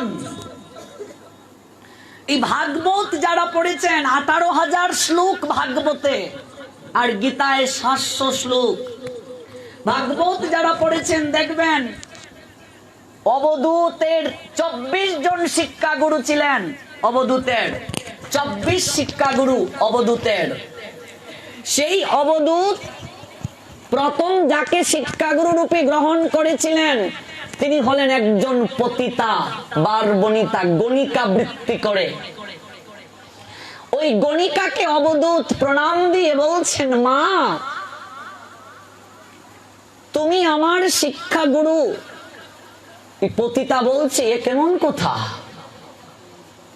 আমি দিন থেকে রাত পর্যন্ত খদ্দেরের জন্য অপেক্ষা করি, কখন আসবে তার সঙ্গে মিলিত হব, কটা টাকা পাবো। আমি তোমার কি করে শিক্ষাগুরু হলাম? বলছে, মা তুমি দিন থেকে রাত পর্যন্ত কত ধৈর্য ধরে অপেক্ষা করো গো, কবে একটা খদ্দের আসবে তার সঙ্গে মিলিত হবে, কটা টাকা পাবে, সংসার চালাবে। আমি তোমার নিকট থেকে ধৈর্যটা শিক্ষা নিয়েছি মা। আমি এমন করে যদি গোবিন্দের জন্য ধৈর্য ধরে অপেক্ষা করতে পারতাম। পতিতাকে শিক্ষাগুরুর আসনে বসিয়ে দিলেন। আমরা একটু উন্নত স্তরে গেলে দোষ ধরতে শুরু করি, অমুকের দোষ তমুকের দোষ। ভাগবত কারো দোষ ধরতে বলেন নাই। ভাগবতকে বলা হয় অমল পুরাণ। অমল, অমল, মল মানে কি? বিষ্ঠা, বিষ্ঠা মানে দোষ, খারাপ জিনিস। অমল, যার মাঝে মল নাই মানে দোষ নাই, তাকে অমল পুরাণ বলে। অর্থাৎ 18 পুরাণ ব্যাসদেব রচনা করলেন। পুরাণে বিভিন্ন দোষ রয়েছে, সব পুরাণের কথা গ্রান্টেড নয়। এই জন্য বিস্তারিত এগুলো শুনলে আমরা বুঝবো। সব পুরাণে যা লেখা আছে সবগুলো গ্রান্টেড নয়। এত এত পুরাণ রচনা করলেন, এত এত পুরাণ রচনা করেও ব্যাসদেবের মনে শান্তি ছিল না। কারণ পুরাণে ভালো কথা আছে, পাশাপাশি বিপরীত কথাও রয়েছে। এই জন্য সব পুরাণ গ্রান্ট নয়। এত এত পুরাণ লিখে ব্যাসদেবের মনে শান্তি নাই। কৃষ্ণ দ্বৈপায়ন বেদব্যাস সরস্বতী নদীর তীরে বসে ক্রন্দন করছেন, তার সারা গায়ে জ্বালা করছে। গুরুদেবকে স্মরণ করলেন, দেবর্ষি নারদ তার গুরুদেব। হে গুরুদেব, আমি এত এত গ্রন্থ রচনা করলাম জগতের কল্যাণের জন্য, আমি নিজেই শান্তি পাচ্ছি না, আমার সমস্ত শরীর জ্বালাতন করছে। আমি পুরাণ রচনা করলাম, মহাভারত রচনা করলাম, বেদকে 4 ভাগে বিভাজন করলাম, এত গ্রন্থ রচনা করার পরও আমি শান্তি পাচ্ছি না কেন গুরুদেব? আমি নিজেই শান্তি পাচ্ছি না, জগতের লোককে কি করে শান্তি দেব? আমি ভাবছি যে আমারই কল্যাণ হয়নি, আর জগৎ জীবকে আমি কি করে কল্যাণ করব? তখন দেবর্ষি নারদ ব্যাসদেবকে বলছেন, পুত্র তুমি বিভিন্ন পুরাণে বিভিন্ন কথা লিখেছ। পুরাণ 3 প্রকার, সাত্ত্বিক, রাজসিক, তামসিক। এক এক পুরাণে তুমি এক এক কথা লিখে বিভ্রান্তি সৃষ্টি করেছ। যেমন বলির কথা পুরাণে আছে, মাছ দিয়ে শ্রাদ্ধের কথাও পুরাণে আছে, অশৌচে সেবা পূজা দেওয়া যাবে না, এগুলো পুরাণে আছে। কিন্তু পরে সংশোধন করেছেন ব্যাসদেব। ওই আমরা ঠাকুরদা যারা, ওই আমরা এগুলো নিয়ে পড়ে আছি, পরে যে ব্যাসদেব যে সংশোধন করলেন, এই দিকে আমরা দৃষ্টি দেইনি। তুমি এক এক পুরাণে এক এক কথা লিখেছ। মাছ দিয়ে যারা শ্রাদ্ধ করবে, শ্রাদ্ধ বাসরে মাছ, এটা তামসিক শ্রাদ্ধ হবে। ব্যাসদেব কাদের জন্য এগুলো লিখলেন? তামসিক মানুষদের জন্য। অর্থাৎ যারা পারে না, অন্তত তারা সংশোধন হোক ধীরে ধীরে। ব্যাসদেবের ইচ্ছেটা এরকম ছিল, কিন্তু গুলমাল পাকিয়ে গেছে। এবার কোন সন্তান নিশ্চয়ই চাইবে না তার বাবার শ্রাদ্ধ তামসিক হোক। কোন সন্তান চাইবে যে ভূত প্রেতের শ্রাদ্ধ হোক আমার বাবার শ্রাদ্ধ? নিশ্চয়ই সাত্বিক চাইবে, তামসিক কেউ চাইবে না। তাই তুমি এক এক পুরাণে এক এক কথা লিখেছ। তুমি দেবতাদের কথা বলতে গিয়ে তুমি এমন কথাগুলো লিখেছ যে ইন্দ্র তার গুরুদেবের পত্নীর প্রতি লালায়িত হয়ে গিয়েছেন। এই কথাগুলো লেখার কি দরকার ছিল? তুমি সমাজে বিভ্রাট সৃষ্টি করেছ। গুরু পত্নী মাতৃ সমতুল্য, তার প্রতি লালায়িত হলেন, কিন্তু তার রিয়াকশনটা কি? ইন্দ্র যার কারণে শুকর জুনিতে জন্ম নিলেন, গুরু পত্নীর প্রতি লালায়িত হওয়ার কারণে। এই ব্যাসদেব পজিটিভ লিখেছেন, নেগেটিভও লিখেছেন। কারণ কি? কারণ নেগেটিভ না থাকলে পজিটিভের মূল্য নাই। ভালো করে বুঝবেন কথাগুলো। আজ অন্ধকার যদি না থাকতো, আলোর মূল্যায়ন থাকতো না। দুঃখ যদি না থাকতো, সুখের মূল্য থাকতো না। সুখ দুঃখকে বলছে, সুখ বলে দুঃখ তুমি পরম মঙ্গল। সুখ দুঃখকে বলছে, ভাই আমি তোমাকে কৃতজ্ঞতা জ্ঞাপন করছি, তুমি পরম মঙ্গল। তোমারই দহনে আমি হয়েছি উজ্জ্বল। আজকে তুমি না থাকলে আমাকে লাভের জন্য এত চেষ্টা করতো না।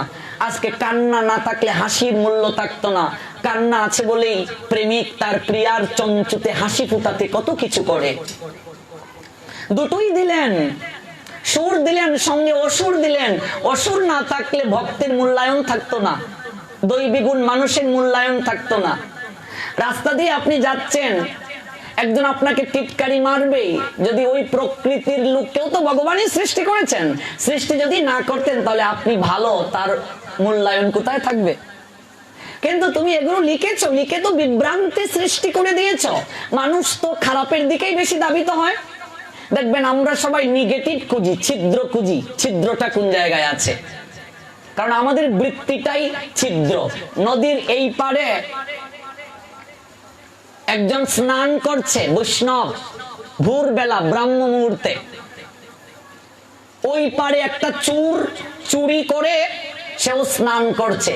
এবার ওই পার থেকে বৈষ্ণব ভাবছে, আহারে এই ব্রাহ্ম মুহূর্তে উনিও হয়তো সাধু স্নান করতে এসেছেন।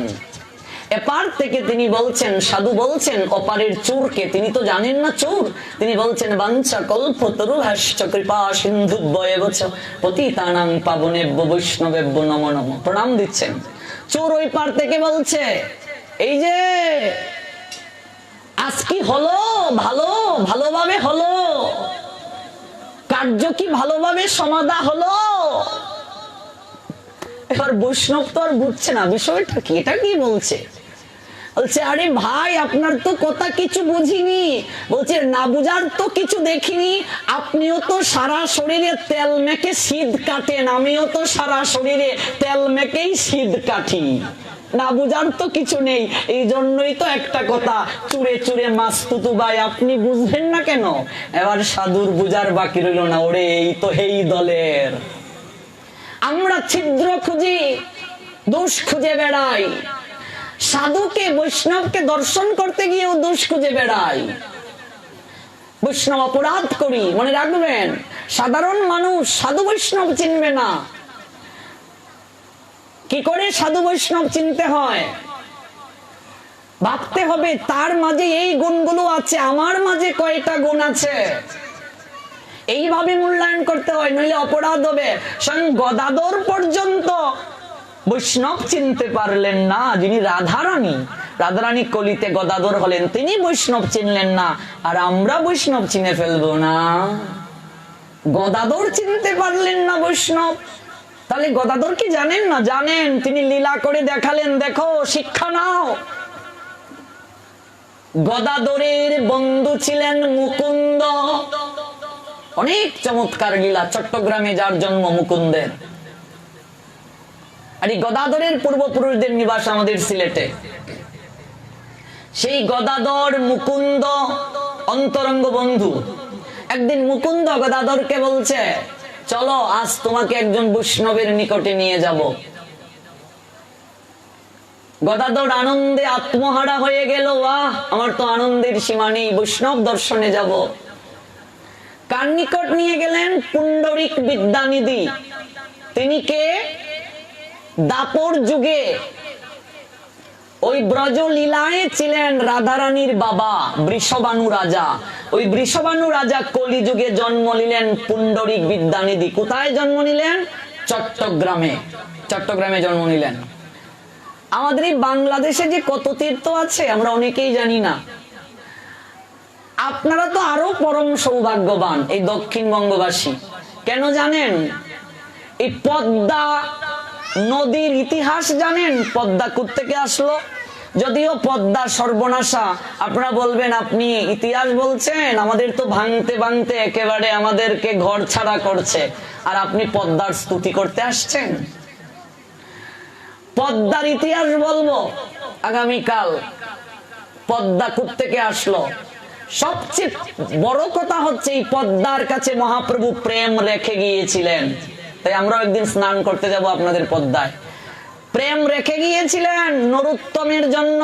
এই নরোত্তম পদ্মার তীরেই জন্ম নিয়েছিল, এই রাজশাহী জেলার গুদাগাড়ি উপজেলায়, যেখানে প্রেম রেখে গিয়েছিলেন। নরোত্তম কার শিষ্য? তো আপনাদের দক্ষিণবঙ্গের এই মাগুরা জেলার শালিকা উপজেলা তালখড়ি, নাম শুনেছেন? এখানে লোকনাথ গোস্বামী জন্ম নিয়েছেন, আপনাদের পার্শ্ববর্তী জেলা। যে লোকনাথ গোস্বামী পাদ রাধারানীর অন্তরঙ্গ সখী ছিলেন, আপনাদের এই মাগুরাতে জন্ম নিয়েছেন। মাগুরা জেলার শালিকা উপজেলা তালখড়ি। আমি এখানে দর্শন করতে এসেছিলাম আজ থেকে 8 বছর আগে। একমাত্র শিষ্য নরোত্তম এই লোকনাথ গোস্বামী পাদ। লোকনাথ গোস্বামী পাদেরও লীলা বলবো, আপনাদের পার্শ্ববর্তী জেলা, বেশি দূরে নয়। এবং আপনাদের এই বরিশালে রূপার সনাতন গোস্বামী পাদের আবির্ভাব স্থান ছিল। ভাবা যায় সর গোস্বামী পাদের অন্যতম 2 গোস্বামী। এবং আপনারা অবাক হবেন, এই আপনাদের দক্ষিণবঙ্গেই স্বয়ং হরিদাস ঠাকুর, স্বয়ং ব্রহ্মা এসে জন্ম নিলেন আপনাদের এই দক্ষিণবঙ্গে, সাতক্ষীরা জেলার বর্তমানে কলারুয়া উপজেলা কেরাগাছিতে। এবং এই হরিদাস ঠাকুর যেখানে লক্ষ্মীরা বেশ্যাকে উদ্ধার করলেন, এই তো আপনাদের যশোরের সারসা উপজেলা পাটবাড়ি। আপনারা দক্ষিণবঙ্গবাসী তো মহিমান্বিত। এবং অমিয় নিমাই চরিত যিনি লিখলেন, অমিয় নিমাই চরিত চৈতন্য মহাপ্রভুর উপরে মহাত্মা শিশির চন্দ্র ঘোষ, তার বাড়িও তৎকালীন সময়ে ডিভিশন তো ছিল না, বর্তমানে মাগুরা জেলায় পড়েছে, তৎকালীন ছিল যশোরে, মাগুরাটা যশোরের সঙ্গেই ছিল। এমনকি আমার যিনি পরমারাধ্য গুরুদেব, আমার পরমারাধ্য গুরুদেব ছিল ভক্তি প্রপন্ন জ্যোতি গোস্বামী গুরু মহারাজ, উনার পৈতৃক নিবাস এই আপনাদের দক্ষিণবঙ্গে।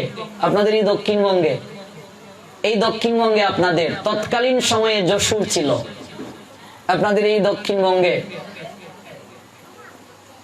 এবং অবাক হবেন, এই দক্ষিণবঙ্গে কত মহাপুরুষ যে জন্ম নিয়েছেন, ইতিহাস যদি আমরা ব্যাখ্যা করি অবাক হয়ে যাবেন। কত মহাপুরুষ এবং কত সিদ্ধ মহাত্মাদের জন্ম এই দক্ষিণবঙ্গে। আমরা অনেকেই হয়তো সেটা জানি না, আমরা ধীরে ধীরে একটু একটু আলোচনা করব। চট্টগ্রামে জন্ম নিলেন সেই পুণ্ডরিক বিদ্যানিধি। একেবারে সংক্ষেপে শুধু বিষয়টা একটু বলছি, প্রসঙ্গে এসেছে। আর তাকে দর্শন করতে নিয়ে গিয়েছে মুকুন্দ গদাধরকে।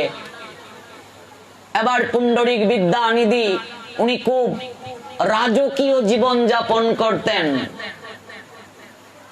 একটা পালঙ্কের মাঝে শুয়ে আছেন, দামি কাপড় শরীরে জড়ানো, পান চিবুচ্ছেন, দুজন চরণ সেবা করছে। এবার গদাধর দূর থেকে যখন এই দৃশ্য দেখলেন, বললেন এই কি? মনে মনে বলছেন, কোন বৈষ্ণবের নিকটে আমাকে নিয়ে আসলো? দেখতে তো মনে হচ্ছে ঘোর বিষয়ী। দুজন পা টিপছে, পালঙ্কের মাঝে ঘুমিয়ে আছে, দামি কাপড় শরীরে জড়ানো। বাহ্যিক দৃষ্টিতে বৈষ্ণব নিরীক্ষণ করা যায় না, বৈষ্ণবকে দেবতাও চিনতে পারে না। মনে রাখবেন, সাধুর ভেতরে আরেকটা গুণ রয়েছে, আরেকটা রূপ রয়েছে। সাধুর ভেতরের রূপটা, কৃপাময় রূপটা সাধু সবার কাছে প্রকাশ করে না। এই জন্য শাস্ত্রকার দুইজনকে কল্পতরু বললেন। একজন হলেন পরম দয়াল গুরুদেব, যাকে বলে প্রেম কল্পতরু। জয় জয় শ্রী গুরু প্রেম কল্পতরু। গুরুদেব হলেন প্রেম কল্পতরু, আর সাধু ভক্ত বৈষ্ণব হলেন বাঞ্ছা কল্পতরু। দুজন কল্পতরু। কল্পতরুটা কি? কল্পতরু হচ্ছে একটা বৃক্ষের নাম। এই বৃক্ষের নিচে গিয়ে মানুষ যাহা কল্পনা করে, ইচ্ছে পোষণ করে, সঙ্গে সঙ্গে সেটা পূরণ হয়ে যায়। এটাগুলো বৃন্দাবনে আছে। একজন যথার্থ সাধু, যথার্থ সাধু, একজন যথার্থ গুরুদেব কল্পতরুর নিয়ে। সাধুর এত ক্ষমতা। প্রকৃত সাধু যদি কাউকে কৃপা করে, তার আমূল পরিবর্তন হয়ে যাবে। ভজনের এত ক্ষমতা। সাধুর বাতাস গায়ে লাগলে চোরের স্বভাব দূরে যায়। আয় চোরা তোর সাধুর বাতাস লাগুক গায়। যাকে দর্শন করলে সর্বপাপ দূরে যায়। পরশ করিলে বপু পবিত্র করায়। শরীর পবিত্র হয়ে যায় অঙ্গ স্পর্শের সঙ্গে সঙ্গে। এই জন্য তো আমরা এসে কুলাকুলি করি, প্রেমালিঙ্গন করি। আর দর্শন করে কি হয়? কোটি গঙ্গা স্নানের ফল হয়। নরোত্তম দাস ঠাকুর বললেন, গঙ্গার পরশ হইলে পশ্চাতে পাবন, দর্শনে পবিত্র কর এই তোমার গুণ। আরে সাধুর চরণে যদি কেউ অপরাধ করে, বৈষ্ণবের চরণে যদি অপরাধ করে, সব শেষ, একেবারে শেষ, কিচ্ছু লাভ হবে না। বৈষ্ণব চরণে অপরাধীর প্রথম যেটা লক্ষণ, তার শারীরিক সৌন্দর্য নষ্ট হয়ে যাবে। প্রথম লক্ষণ ভালো করে বুঝবে। তারপর আরো অনেক কিছু আছে, সব স্ত্রী নষ্ট হয়ে যাবে, ঐশ্বর্য কমে যাবে, এরপরে হচ্ছে সম্পদ কমে যাবে, জ্ঞান কমে যাবে, বৈরাগ্য কমে যাবে। সর্বোপরি যেটা চৈতন্য চরিতামৃত বললেন, ভক্তি লতা শুকিয়ে যাবে, ভিখারি হয়ে যাবে, সব হারিয়ে। এগুলো আমরা ধারাবাহিকভাবে আলোচনা করব একদিন। বৈষ্ণব অপরাধ করলে কি হয়, সাধুর চরণে অপরাধ করলে কি হয়, একদিন আমরা শুনবো। গদাধর তাই পুণ্ডরিক বিদ্যানিধিকে দর্শন করে তিনি মনে মনে ভাবলেন, এত ঘোর বিষয় এ কেমন বৈষ্ণবের কাছে নিয়ে আসলো আমায় আমার বন্ধু। এবার মুকুন্দ ভাবছেন, সর্বনাশ, গদাধর তো অপরাধ করে ফেলবে, ওর তো সংশয়টা কাটাতে হবে। আর ইশারা দিচ্ছে গদাধর তার বন্ধুকে, চলো যাই যাই, এখানে আমার হবে না। তখন মুকুন্দ ভাগবত থেকে একটা শ্লোক উচ্চারণ করলেন, একটা শ্লোক উচ্চারণ করলেন। শ্লোকটা কি? পুতনা মুখ লীলার। বাংলাটা বলি, শ্লোকের তাৎপর্যটা বলি। পুতনা যখন চলে যাচ্ছিল, তার যখন বধ হচ্ছিল, ভগবান যখন তার স্তন আকর্ষণ করলেন, যখন সে সহ্য করতে পারে নাই, ছেড়ে দাও গোপাল, ছেড়ে দাও, আমি যে আর পারছি না। তখন ভগবান পুতনাকে বললেন, না পুতনা, পুতনা মুখ শোন, একদিন আমরা শুনবো। পুতনা মুখ শোন, লীলা করলেই 7 দিন শেষ। আমি ভক্ত সুদামা করেছিলাম কলমাকান্দা, আপনার হৃদয়ে গিয়েছিল এক জায়গায়, শুধু ভক্ত সুদামার উপরে ভাগবত সপ্তাহ করেছিলাম। 7 দিন করেও অর্ধেকেই শোনা হয় নাই, রয়ে গিয়েছিল ভক্ত সুদামা। বিশরপাশা করেছিলাম, কলমাকান্দা উপজেলা, নেত্রকোনা জেলা, বিশরপাশা। পুতনা মুখ শোন 7 দিন শুনলে একটু ভালো করে শুনতে পারতাম। পুতনা ছেড়ে দাও গোপাল বলছে, না, কেউ যদি আমার সঙ্গে একবার যুক্ত হয়, সে আমাকে ছেড়ে যেতে চাইলেও আমি তাকে যেতে দেই না। ভগবান বলছেন, আমার সঙ্গে যদি একবার কেউ যুক্ত হয়, একটা কথা মনে রাখবেন, ধর্মরাজ যম তার দূতদেরকে সাবধান করেছিল, সাবধান, যাদের কপালে তিলক আছে, যাদের কণ্ঠে মালা আছে, যারা হরিনাম করে, ওদের সঙ্গে যেও না, ওদের কাছে যেও না। গেলে কি হবে মহারাজ? তুমিও তাদের দলে চলে যাবে। বুঝেছো শুভ? তুমিও তাদের দলে চলে যাবে।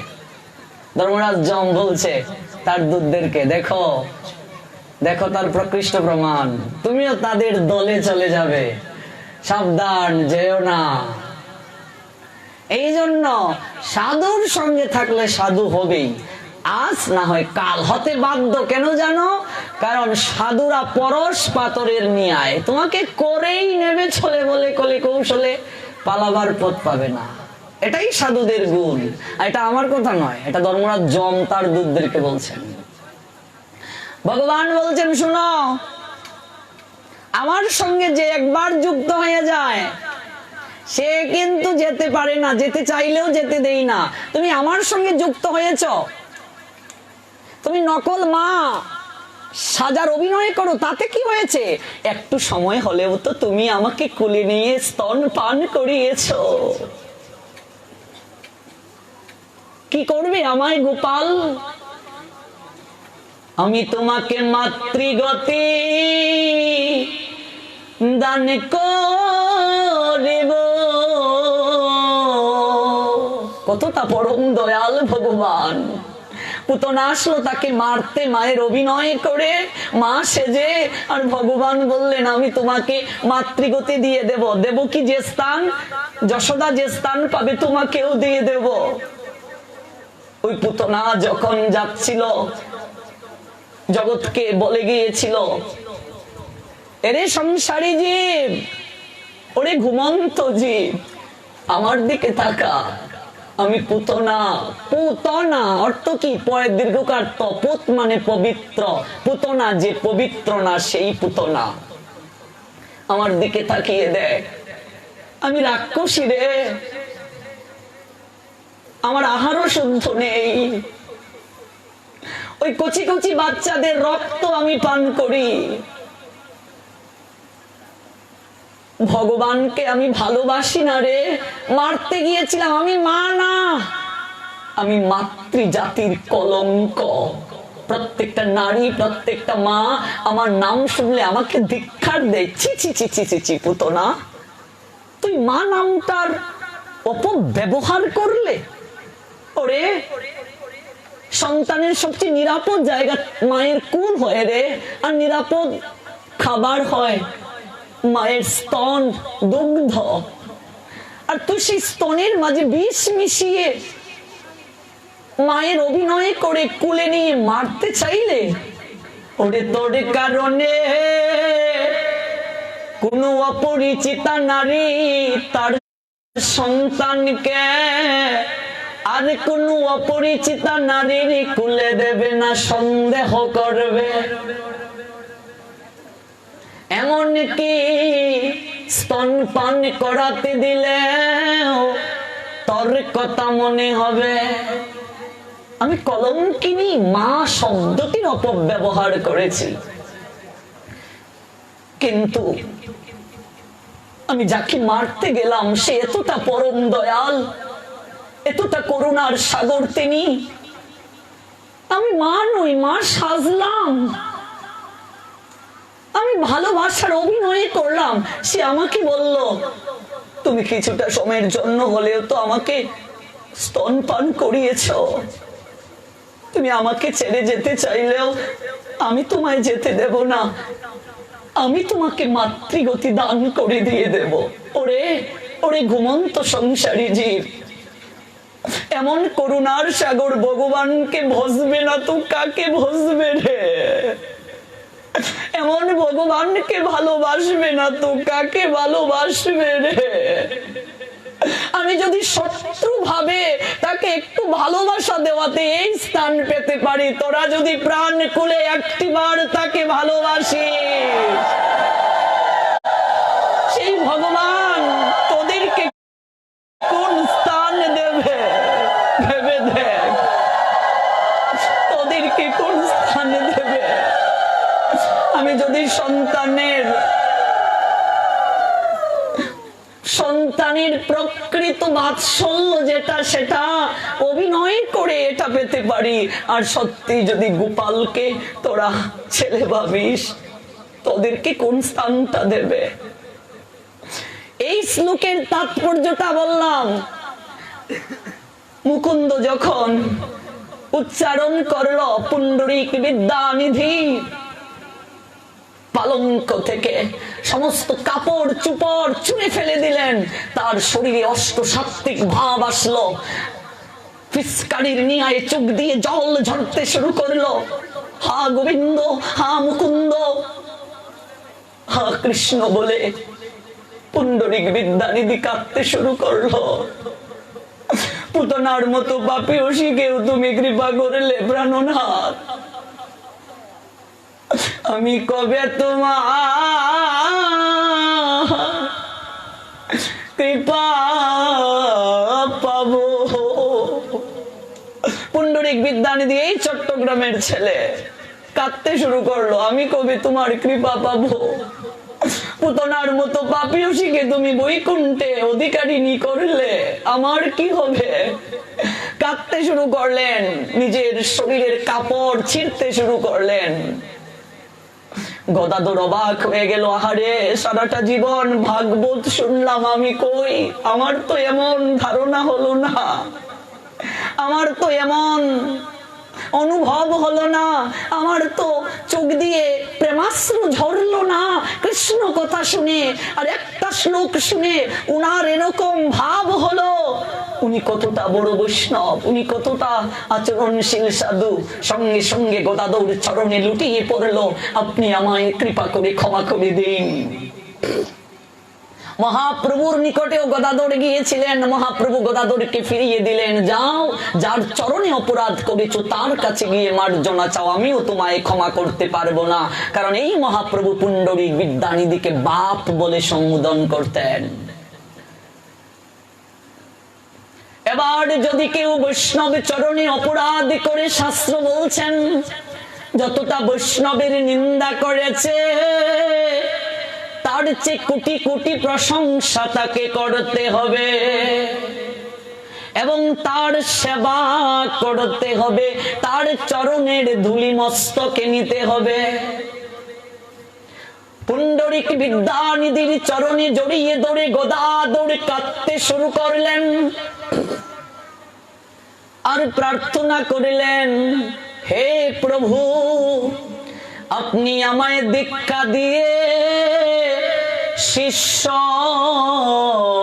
করুন, শিষ্য করে সেবার অধিকার দিন। পুণ্ডরীক বিদ্যানিধি প্রথমে দীক্ষা দিতে চাইলেন না, পরবর্তীতে দীক্ষা দিলেন। ওই গদাধর পুণ্ডরীক বিদ্যানিধির নিকট থেকে দীক্ষা নিয়ে সেবার সুযোগ পেয়েছিল। এই গদাধর রাধারানী ছিলেন ব্রজলীলায়, আর পুণ্ডরীক বিদ্যানিধি ছিলেন রাধারানীর বাবা বৃষভানু রাজা। ওই লীলাতে বাবার মেয়ে, আর কলি লীলায় গুরু আর শিষ্য, গুরুদেব পারমার্থিক বাবা আর শিষ্য তার সন্তান।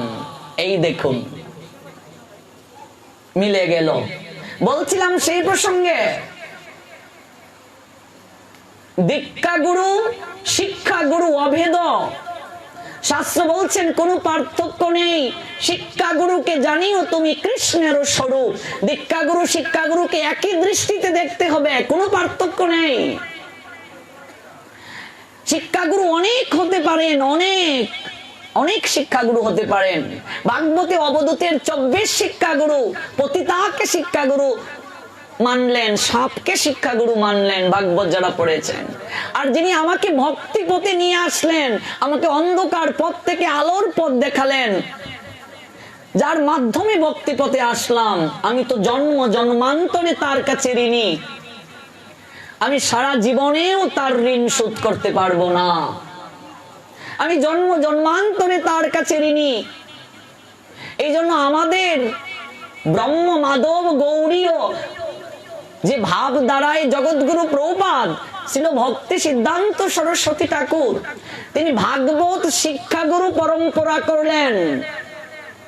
জগন্নাথ দাস বাবাজি মহারাজকে আমাদের পরম্পরায় রাখা হয়েছে, ভাগবত পরম্পরায় শিক্ষাগুরু। ভক্তিবিনোদ ঠাকুর তার কাছ থেকে শিক্ষা লাভ করেছেন। শিক্ষাগুরু দীক্ষাগুরু অভেদ। কিন্তু এই বর্তমানে আমরা দেখতে পাই, আমরা এই বিশেষ কৃতজ্ঞতা বোধ থেকে অনেক সরে গেছি, অনেক সরে গেছি। আমরা একটাই কারণ, আমরা স্বার্থপর, আমরা লালসাতুর, আমরা ভক্তি পালন করি নিজের স্বার্থের জন্য, আমরা স্থান ত্যাগ করি নিজের স্বার্থের জন্য, নিজের স্বার্থকে চরিতার্থ করার জন্য। স্বার্থের জন্য যারা অভিভাবক ত্যাগ করে তারা সন্তান নয়, তারা কুসন্তান, মনে রাখবেন। যে শিষ্য যথার্থ গুরুদেব পেয়েও, সৎ গুরুদেব পেয়েও গুরুকে অবজ্ঞা করে, শাস্ত্র বলছেন সে শিষ্য নয়, কুশিষ্য। কুশিষ্য, সেবক নয় তারা, সেবক নামের কলঙ্ক, অনাকাঙ্ক্ষিত সন্তান তারা। আমরা যেন অপরাধ না করি। আমরা যারা শুনছি কথা, সাধুর চরণে, বৈষ্ণবের চরণে, সাধুর চরণে অপরাধ করলে সব নষ্ট হয়ে যাবে। ভক্তির বীজ কখনো অঙ্কুরিত হবে না, পল্লবিত হবে না, পুষ্পিত হবে না, সমস্ত কিছু আমরা হারিয়ে ফেলবো। ভক্তি লাভ করা এত সহজ নয়, জ্ঞান লাভ করা এত সহজ নয়। ভগবানকে জানার নাম জ্ঞান, বাকি সব অজ্ঞান। জ্ঞান আসবে কোত্থেকে? সাধনার মাধ্যমে। আর সাধনায় স্বচ্ছতা থাকতে হয়, সরলতা থাকতে হয়। কপটতার দ্বারা যারা বিদ্যাকে চুরি করার জন্য কারো কাছে যায়, তাদের পরিণতি হয় কর্ণের ন্যায়। মহাভারতে দেখবে এই কর্ণ পরশুরামের কাছ থেকে ছলনা করে শিক্ষা লাভ করতে গিয়েছিল। শেষ দিনে তার গতি কি হলো? কি হয়েছিল? কিচ্ছু লাভ হয় নাই। পরিণতি কি হয়েছিল? সাময়িক প্রতিষ্ঠা পাওয়া যেতে পারে, সাময়িক সুখ স্বাচ্ছন্দ্য পাওয়া যেতে পারে, ফ্যাসিলিটি পাওয়া যেতে পারে, কিন্তু পরিণতি হবে ভয়াবহ। কর্ণ দেখিয়ে দিলেন। আর অর্জুন জগতে বিখ্যাত হলেন একটাই কারণ, আনুগত্য ছিল অর্জুনের, কর্ণের আনুগত্য ছিল না। একলব্যের আনুগত্য ছিল না, আনুগত্য ছিল না। কর্ণের আনুগত্য ছিল না। শ্রদ্ধা সরলতা জ্ঞান লাভের প্রাথমিক সোপান হয়। শ্রদ্ধা সরলতা প্রাথমিক সোপান হয় ভক্তি রাজ্যে প্রবেশ করার। ভক্তি রাজ্যে প্রবেশ করতে গেলে এটা প্রাথমিক সোপান হয়, যেটা এই পার্থ জগৎজীবকে দেখালেন, অর্জুন জগৎজীবকে দেখালেন। এই জন্যই তো ভগবান তার রথের সারথি হলেন, আর তাকে আদর করে পার্থ বলে সম্বোধন করলেন। কোন শ্লোক থেকে গেলাম? ক্ষিপ্রম ভবতি ধর্মাত্মা শাশ্বত শান্তিমিনি গচ্ছতি কুন্তেয় প্রতিজানি হ্যায় নামে ভক্ত প্রণশ্যতি। হে কুন্তি পুত্র অর্জুন, তুমি আমার হয়ে জগতের সবাইকে জানিয়ে দাও, আমার ভক্তের কখনো বিনাশ হয় না। আমার ভক্তের কখনো বিনাশ হয় না, তুমি জানিয়ে দাও। তো ভগবান তো নিজে এই কথা বলতে পারতেন, অর্জুনকে দিয়ে কেন বলালেন?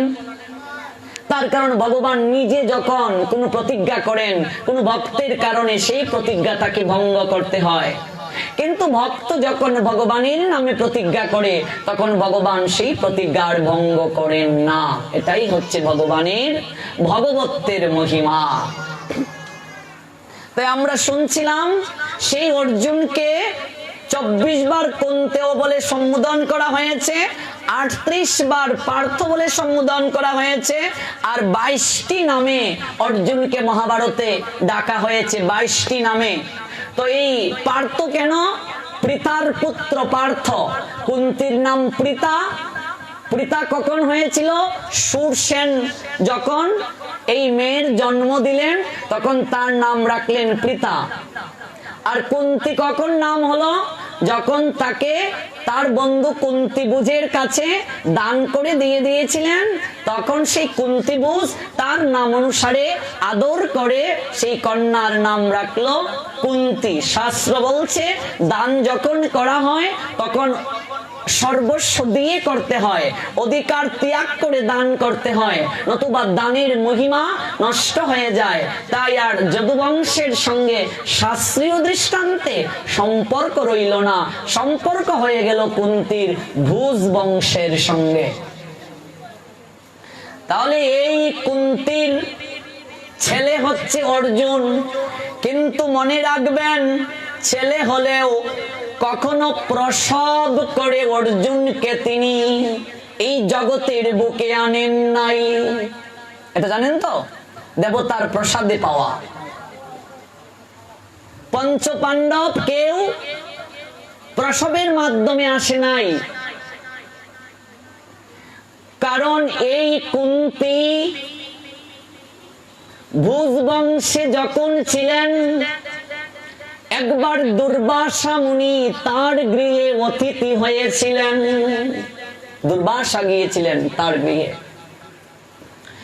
দুর্বাসার মতো এত রাগ এত ক্রোধ আর কোন ঋষির নেই। এই জন্য দুর্বাসার সেবা সহজে কেউ করতে চায় না। সেবায় যদি অপরাধ হয় তাহলে বর্ষ হয়ে যাবে। কুন্তি আপন মনে দুর্বাসার সেবা করলেন, এতটা সেবা করলেন, প্রাণ ভরে সেবা করে সন্তুষ্ট করলেন দুর্বাসাকে। দুর্বাসা বললেন, হে কন্যা, তুমি আমার যে সেবা করলে সেবায় দেবতাও বন্দী হয়ে যায়, সেবা খুব মুখ্য। এই জন্য মনে রাখবে সেবক যারা তারা সবচেয়ে বেশি কৃপা পায়। এটা মহাপ্রভুর লীলাতেও আমরা দেখেছি। মহাপ্রভুর কৃপা গোবিন্দ অনেক বেশি পেয়েছিলেন যে মহাপ্রভুর চরণ সেবা করতেন। আমরা ভোগারতি কীর্তনেও গাই, শ্রী গোবিন্দ দাসে করে পদ সম্মাহন। চরণ সেবা শ্রেষ্ঠ সেবা। মহাপ্রভুর এই সেবাটার দায়িত্ব গোবিন্দ নিয়েছিলেন, গোবিন্দ দাস। সেবক সেবার মাধ্যমে সবাইকে আপন করে নিতে পারে। বৈষ্ণব বা সাধু হতে গেলে প্রথম গুণটা সেবা গুণ থাকতে হবে। সেবা গুণ যদি তোমার না থাকে, যতই তোমার শাস্ত্র জ্ঞান থাকুক, পাণ্ডিত্য থাকুক, কেউ তোমায় ভালোবাসবে না, ভালোবাসবে না। এটা সংসার ক্ষেত্রে হোক, এটা পারমার্থিক ক্ষেত্রে হোক, জাগতিক ক্ষেত্রে, সব ক্ষেত্রে সেবার যদি গুণ না থাকে, মানুষের সেবা যদি না করতে পারো, কেউ তোমায় ভালোবাসবে না। সেবার মাধ্যমে সবচেয়ে বেশি আপন করা যায় এই জগতের সবাইকে, এমনকি ভগবানকেও। গৌরীদাস পণ্ডিত তাই করেছিলেন, মহাপ্রভুর পার্ষদ। মহাপ্রভু আর নিতাই চাঁদকে সেবার মাধ্যমে বন্দী করে তার গৃহে রেখে দিয়েছিলেন। দুর্বাসা সেবায় সন্তুষ্ট হয়ে বললেন, কন্যা আমার কাছে বর চাও, বলো তুমি কি চাও, আমি সন্তুষ্ট তোমার প্রতি। কুন্তিকে বলছেন। কুন্তি বলছেন, হে মুনিবর, আমি প্রাপ্তির আশায় কখনো আপনার সেবা করিনি। সেবার মাঝে প্রকার রয়েছে। দেখাশোনার মাঝে প্রকার রয়েছে, দায়িত্ব পালনের মাঝে প্রকার রয়েছে। কেউ দায়িত্ব পালন করতে হয় বলেই করে, মানে প্রীতি নাই। যে সেবার মাঝে ভালোবাসা নাই, প্রীতি নাই, এই সেবা সন্তুষ্টির কারণ হয় না, মানে করতে হয়, এটা দায়িত্ব। বিষয়টা এমন না। মা সন্তানকে যে ভালোবাসে, দায়িত্ব পালন করে, সন্তান আমাকে খাওয়াবে, সন্তান আমার ভরণ পোষণ করবে, এই ভাবনাটা মায়ের থাকে না। বাৎসল্য প্রেমে স্নাত হয়ে মা সেই কার্য করে। যদি তাই হতো, একটা পঙ্গু সন্তান যদি জন্ম নিত, তাহলে তো মা অবশ্যই তাকে ছুঁড়ে ফেলে দিত। ফেলে দেয়? মায়ের কাছে সবাই সমান। ল্যাংড়া আতুর হইলেও মায়ের টান দিয়ালো কুলে, পুত্র যদি কুপুত্র হয় তবু মায়ে না ফেলে। এই জন্যই তাকে মা বলা হয়। মা, এই ডাকটা যে কত সুমধুর, এর যে কত গভীরতা, আর কোনো নামের মাঝে নেই। এই জন্যই সর্বশ্রেষ্ঠ আসন দিয়েছেন মাকে শাস্ত্র। সর্বশ্রেষ্ঠ আসন বাবাকেও দেন নাই, মাকে দিয়েছেন। কতটা কষ্ট মা করেন সন্তানের জন্য, এই পৃথিবীতে আনতে সন্তানের জন্য। তাই আমরা সন্তানরা যেন বুঝতে পারি এই বিষয়টা, তাহলেই মায়েদের কষ্টটা সার্থক হবে। আমি তো প্রাপ্তির আশায় আপনার সেবা করিনি মুনিবর। প্রাপ্তির আশায় যদি কেউ সেবা করে, এটা তো লেনদেন হয়, ব্যবসা হয়। আমি তো ভক্তি ভরে করেছি আপনার সেবা, আমি তো ভালোবেসে করেছি। এবার দুর্বাসা এসে বললেন, কন্যা, কেউ যদি প্রাপ্তির আশা ত্যাগ করে কারো সেবা করে, কেউ যদি কোনো কিছু না চায়, সে আরো বেশি পায়, আর যে চায় সে ঠকে যায়। ভগবানের কাছে যারা চায় তারা ঠকে। ভগবান কি আমাদের হৃদয়ের কথা জানেন না? যথার্থ ভক্ত ভগবানের কাছে চায় না। সুদামা কিছুই চাননি, তাই বলে কি সুদামার অভাব ছিল? সুদামা নেননি। সুদামা এসে দেখেন অট্টালিকা হয়ে গিয়েছে, কিন্তু সুদামা বলছেন আমার প্রয়োজন নেই, চলে গিয়েছেন। তার স্ত্রীর ইচ্ছা ছিল, যার কারণে স্ত্রী অট্টালিকায় ছিল, সুদামা চলে গিয়েছে। এবার সুদামা চলে গিয়েছে, স্ত্রী কি করে থাকবে? কিচ্ছু চায়নি, চাইতে পারেইনি। বিবেকানন্দ দুবার গেলেন মায়ের কাছে, এত অভাব সংসারে। রামকৃষ্ণ পরমহংসদেব বলেন, এরে চা গিয়ে, জগৎ জননী মা, কিসের অভাব তার? একবার গিয়ে চেয়ে দেখ, সব পাবে। একবার গেলেন, চাইতে পারলেন না। দুবার গেলেন, চাইতে পারলেন না। তিনবার গেলেন, চাইতে পারলেন না। বলেন, মা আমায় ভক্তি দাও, জ্ঞান দাও, আমায় বৈরাগ্য দাও, আমায় শক্তি দাও। এসে বলেন, কিরে কি চাইলি? রামকৃষ্ণ পরমহংসদেব তাকে প্রশ্ন করলেন। বিবেকানন্দ বলছেন, গুরুদেব, এই বিশ্ব ব্রহ্মাণ্ডের জননী যিনি, এত কিছু যার আছে, আর আমি ভিখারির মতো তার কাছে এই সামান্য ধন চাইবো? নিজেকে খুব ছোট মনে হলো, তাই চাইতে পারলাম না। কি চাইলি? চাইলাম, মা আমাকে ধন দাও। কোন ধন? আমাকে ভক্তি ধন দাও। যার কারণে বিবেকানন্দ জগতের বুকে বিখ্যাত হতে পেরেছিলেন। আজকে জগৎবাসী শ্রদ্ধা ভরে তাকে স্মরণ করে, মহাপুরুষ হতে পারলেন। চাওয়াটা কি বুঝতে হবে, কি চাইবো আমি? আমরা চাইতেও জানি না, আর ভগবানের কাছে চাইতে হয় না। সাধু বৈষ্ণবের নিকট আমরা চাইতে পারি, কিন্তু ভগবানের কাছে চাইতে হয় না। আর একটা কথা মনে রাখবেন, সাধু সেবা করলে চাইতে হয় না, আপনা থেকেই পাওয়া যায়। কৃপা কাজ করে পাওয়া, কাজ না করলে কৃপা হয় না বাবা। কাজ করলে কৃপা পাওয়া যায়। দুর্বাসা বললেন যে চায় না,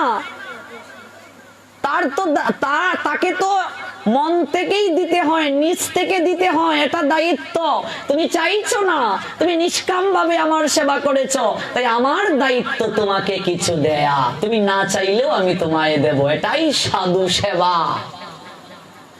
এবার দুর্বাসা কি দিলেন কুন্তিকে, এই কথা জানতে গেলে আরেকটা দিন আপনাদের অপেক্ষায় থাকতে হবে। আগামীকাল যথাসময়ে আমরা শুনব। আজ আমরা এই হরিকথার পর একটু নৃত্য করব। আর আজ যেহেতু নন্দ মহোৎসব, নন্দের আঙ্গিনায় আনন্দ উৎসব, আমরা যেহেতু ধারাবাহিকভাবে শুনছি, তাই আজকে নন্দ উৎসব ব্যাখ্যা করিনি, ধারাবাহিকভাবে শুনবো। প্রদীপ প্রজ্বলন হবে নন্দের আলোয়। আজ আনন্দের দিন। প্রদীপ প্রজ্বলনের মানে হচ্ছে, শাস্ত্র বলছেন, আমাকে অন্ধকার থেকে আলোর পথে নিয়ে যাও, অসত্য থেকে সত্যের পথে নিয়ে যাও। আমরা জন্মদিনে কি করি? প্রদীপ জ্বালাই, মোমবাতি জ্বালাই, তারপর ফু, হ্যাপি বার্থডে টু ইউ করে নিবাই। মনে রাখবেন, বিবাহ বার্ষিকী, জন্মদিনে প্রদীপ নিবানো মানে অপরাধ, সবচেয়ে পাপ কার্য। আমরা আমাদের সন্তানকে আলো থেকে অন্ধকারের পথে ঠেলে দিই। মানে আমার সন্তানের 9তম জন্মদিন, ওই 9তম জন্মদিনেই তার জীবন অন্ধকারময় হয়ে যাক, আমরা এই কাজ করি। 10তম বিবাহ বার্ষিকী, দাম্পত্য জীবন অন্ধকারময় হোক, নিবানু অপরাধ। জ্বালিয়ে দিতে হয় প্রদীপ মঙ্গলের জন্য। কৃষ্ণ আগামীকাল প্রত্যেকের হৃদয়ে আবির্ভূত হয়েছেন, এই জন্য হৃদয়ের অন্ধকার বৃত্তিগুলো আজ আমরা ভগবানকে সেই প্রদীপ দর্শন করিয়ে এই হৃদয়কে আলোকিত করব। সবার হাতে হাতে প্রদীপ দেওয়া হবে। তার আগে চলুন অল্প সময় একটু গৌর চরণে অঞ্জলি দিয়ে দেই, কারণ গৌর মাধ্যমে, নিতাই চাঁদের মাধ্যমে আজ আমরা ভাগবত পেলাম। জগতের বুকে ভাগবত প্রকট হলো। আজ গৌর যদি না আসতেন, নিতাই যদি না আসতেন, তাহলে আমরা কখনো আমরা পেতাম না। এই দেখুন, সরগোস্বামী পাদের বন্দনা পাঠের শুরুতে করেছি। এই সরগোস্বামী পাদে জগৎ সংসারে কি করলেন? এই বৃন্দাবনের অপ্রাকৃত লীলা জানিয়ে দিলেন।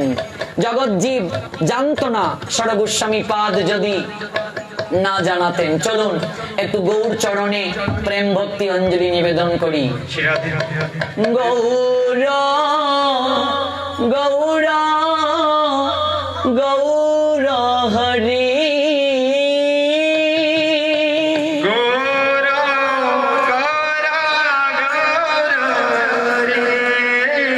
গৌর গৌর গৌর হরি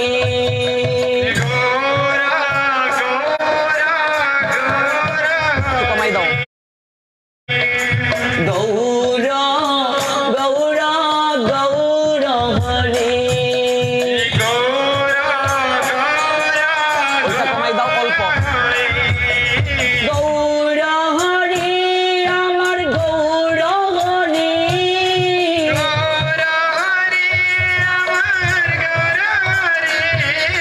গৌর হরি আমার গৌর হরি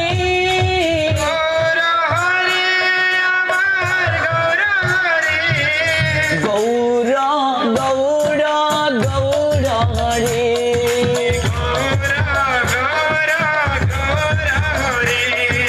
গৌর গৌর গৌর হরি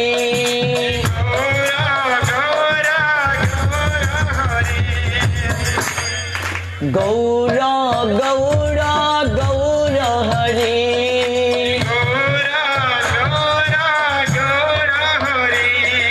জয় সচিনন্দন গৌর হরি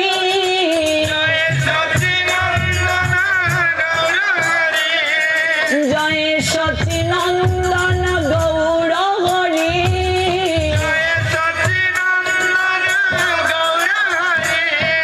গৌর গৌর গৌর হরি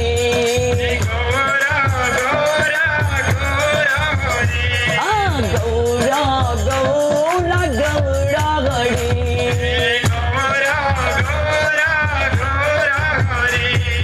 গৌর হরি আমার গৌর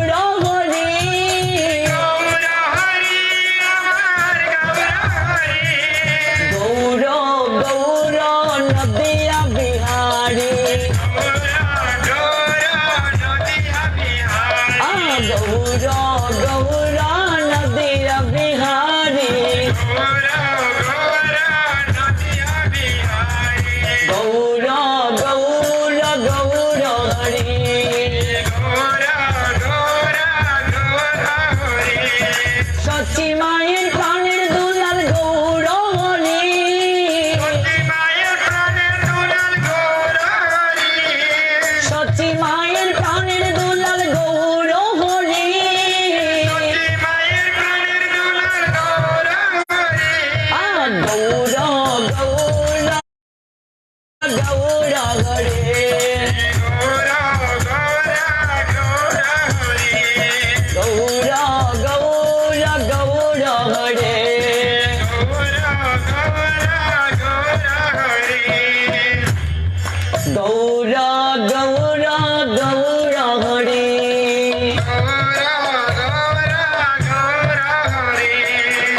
বিষ্ণু প্রিয়ার প্রাণ বল্লভ গৌর হরি প্রিয়ার প্রাণ বল্লভ গৌর হরি বিষ্ণু প্রিয়ার প্রাণ বল্লভ গৌর হরি প্রিয়ার প্রাণ বল্লভ গৌর হরি গৌর গৌর গৌর হরি গৌরা গৌরা গৌরা হরি ও গৌর হরি আমার গৌর হরি গৌরা হরি আমার গৌরা হরি গৌর গৌর নদিয়া বিহারী গৌরা গৌরা নদিয়া বিহারী ভক্তগণের প্রাণ দন গৌর হরি ভক্তগণের প্রাণ দান গৌরা হরি ভক্তগণের প্রাণ দন গৌর হরি ভক্তগণের প্রাণ দান গৌরা হরি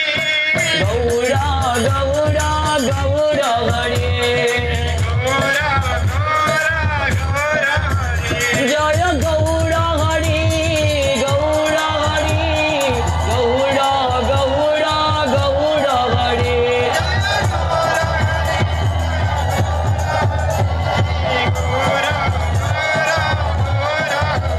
নিতাই গৌর হরি বল হরি বল হরি বল হরি বল হরি বল হরি বল হরি বল নিতাই নিতাই নিতাই নিতাই গৌর নিতাই গৌরা নিতাই নিতাই গৌর হরি বল হরি বল হরি বল হরি বল নিতাই গৌরা হরি বল হরি বল হরি বল হরি গৌরী প্রেমানন্দে হরি হরি বল মা।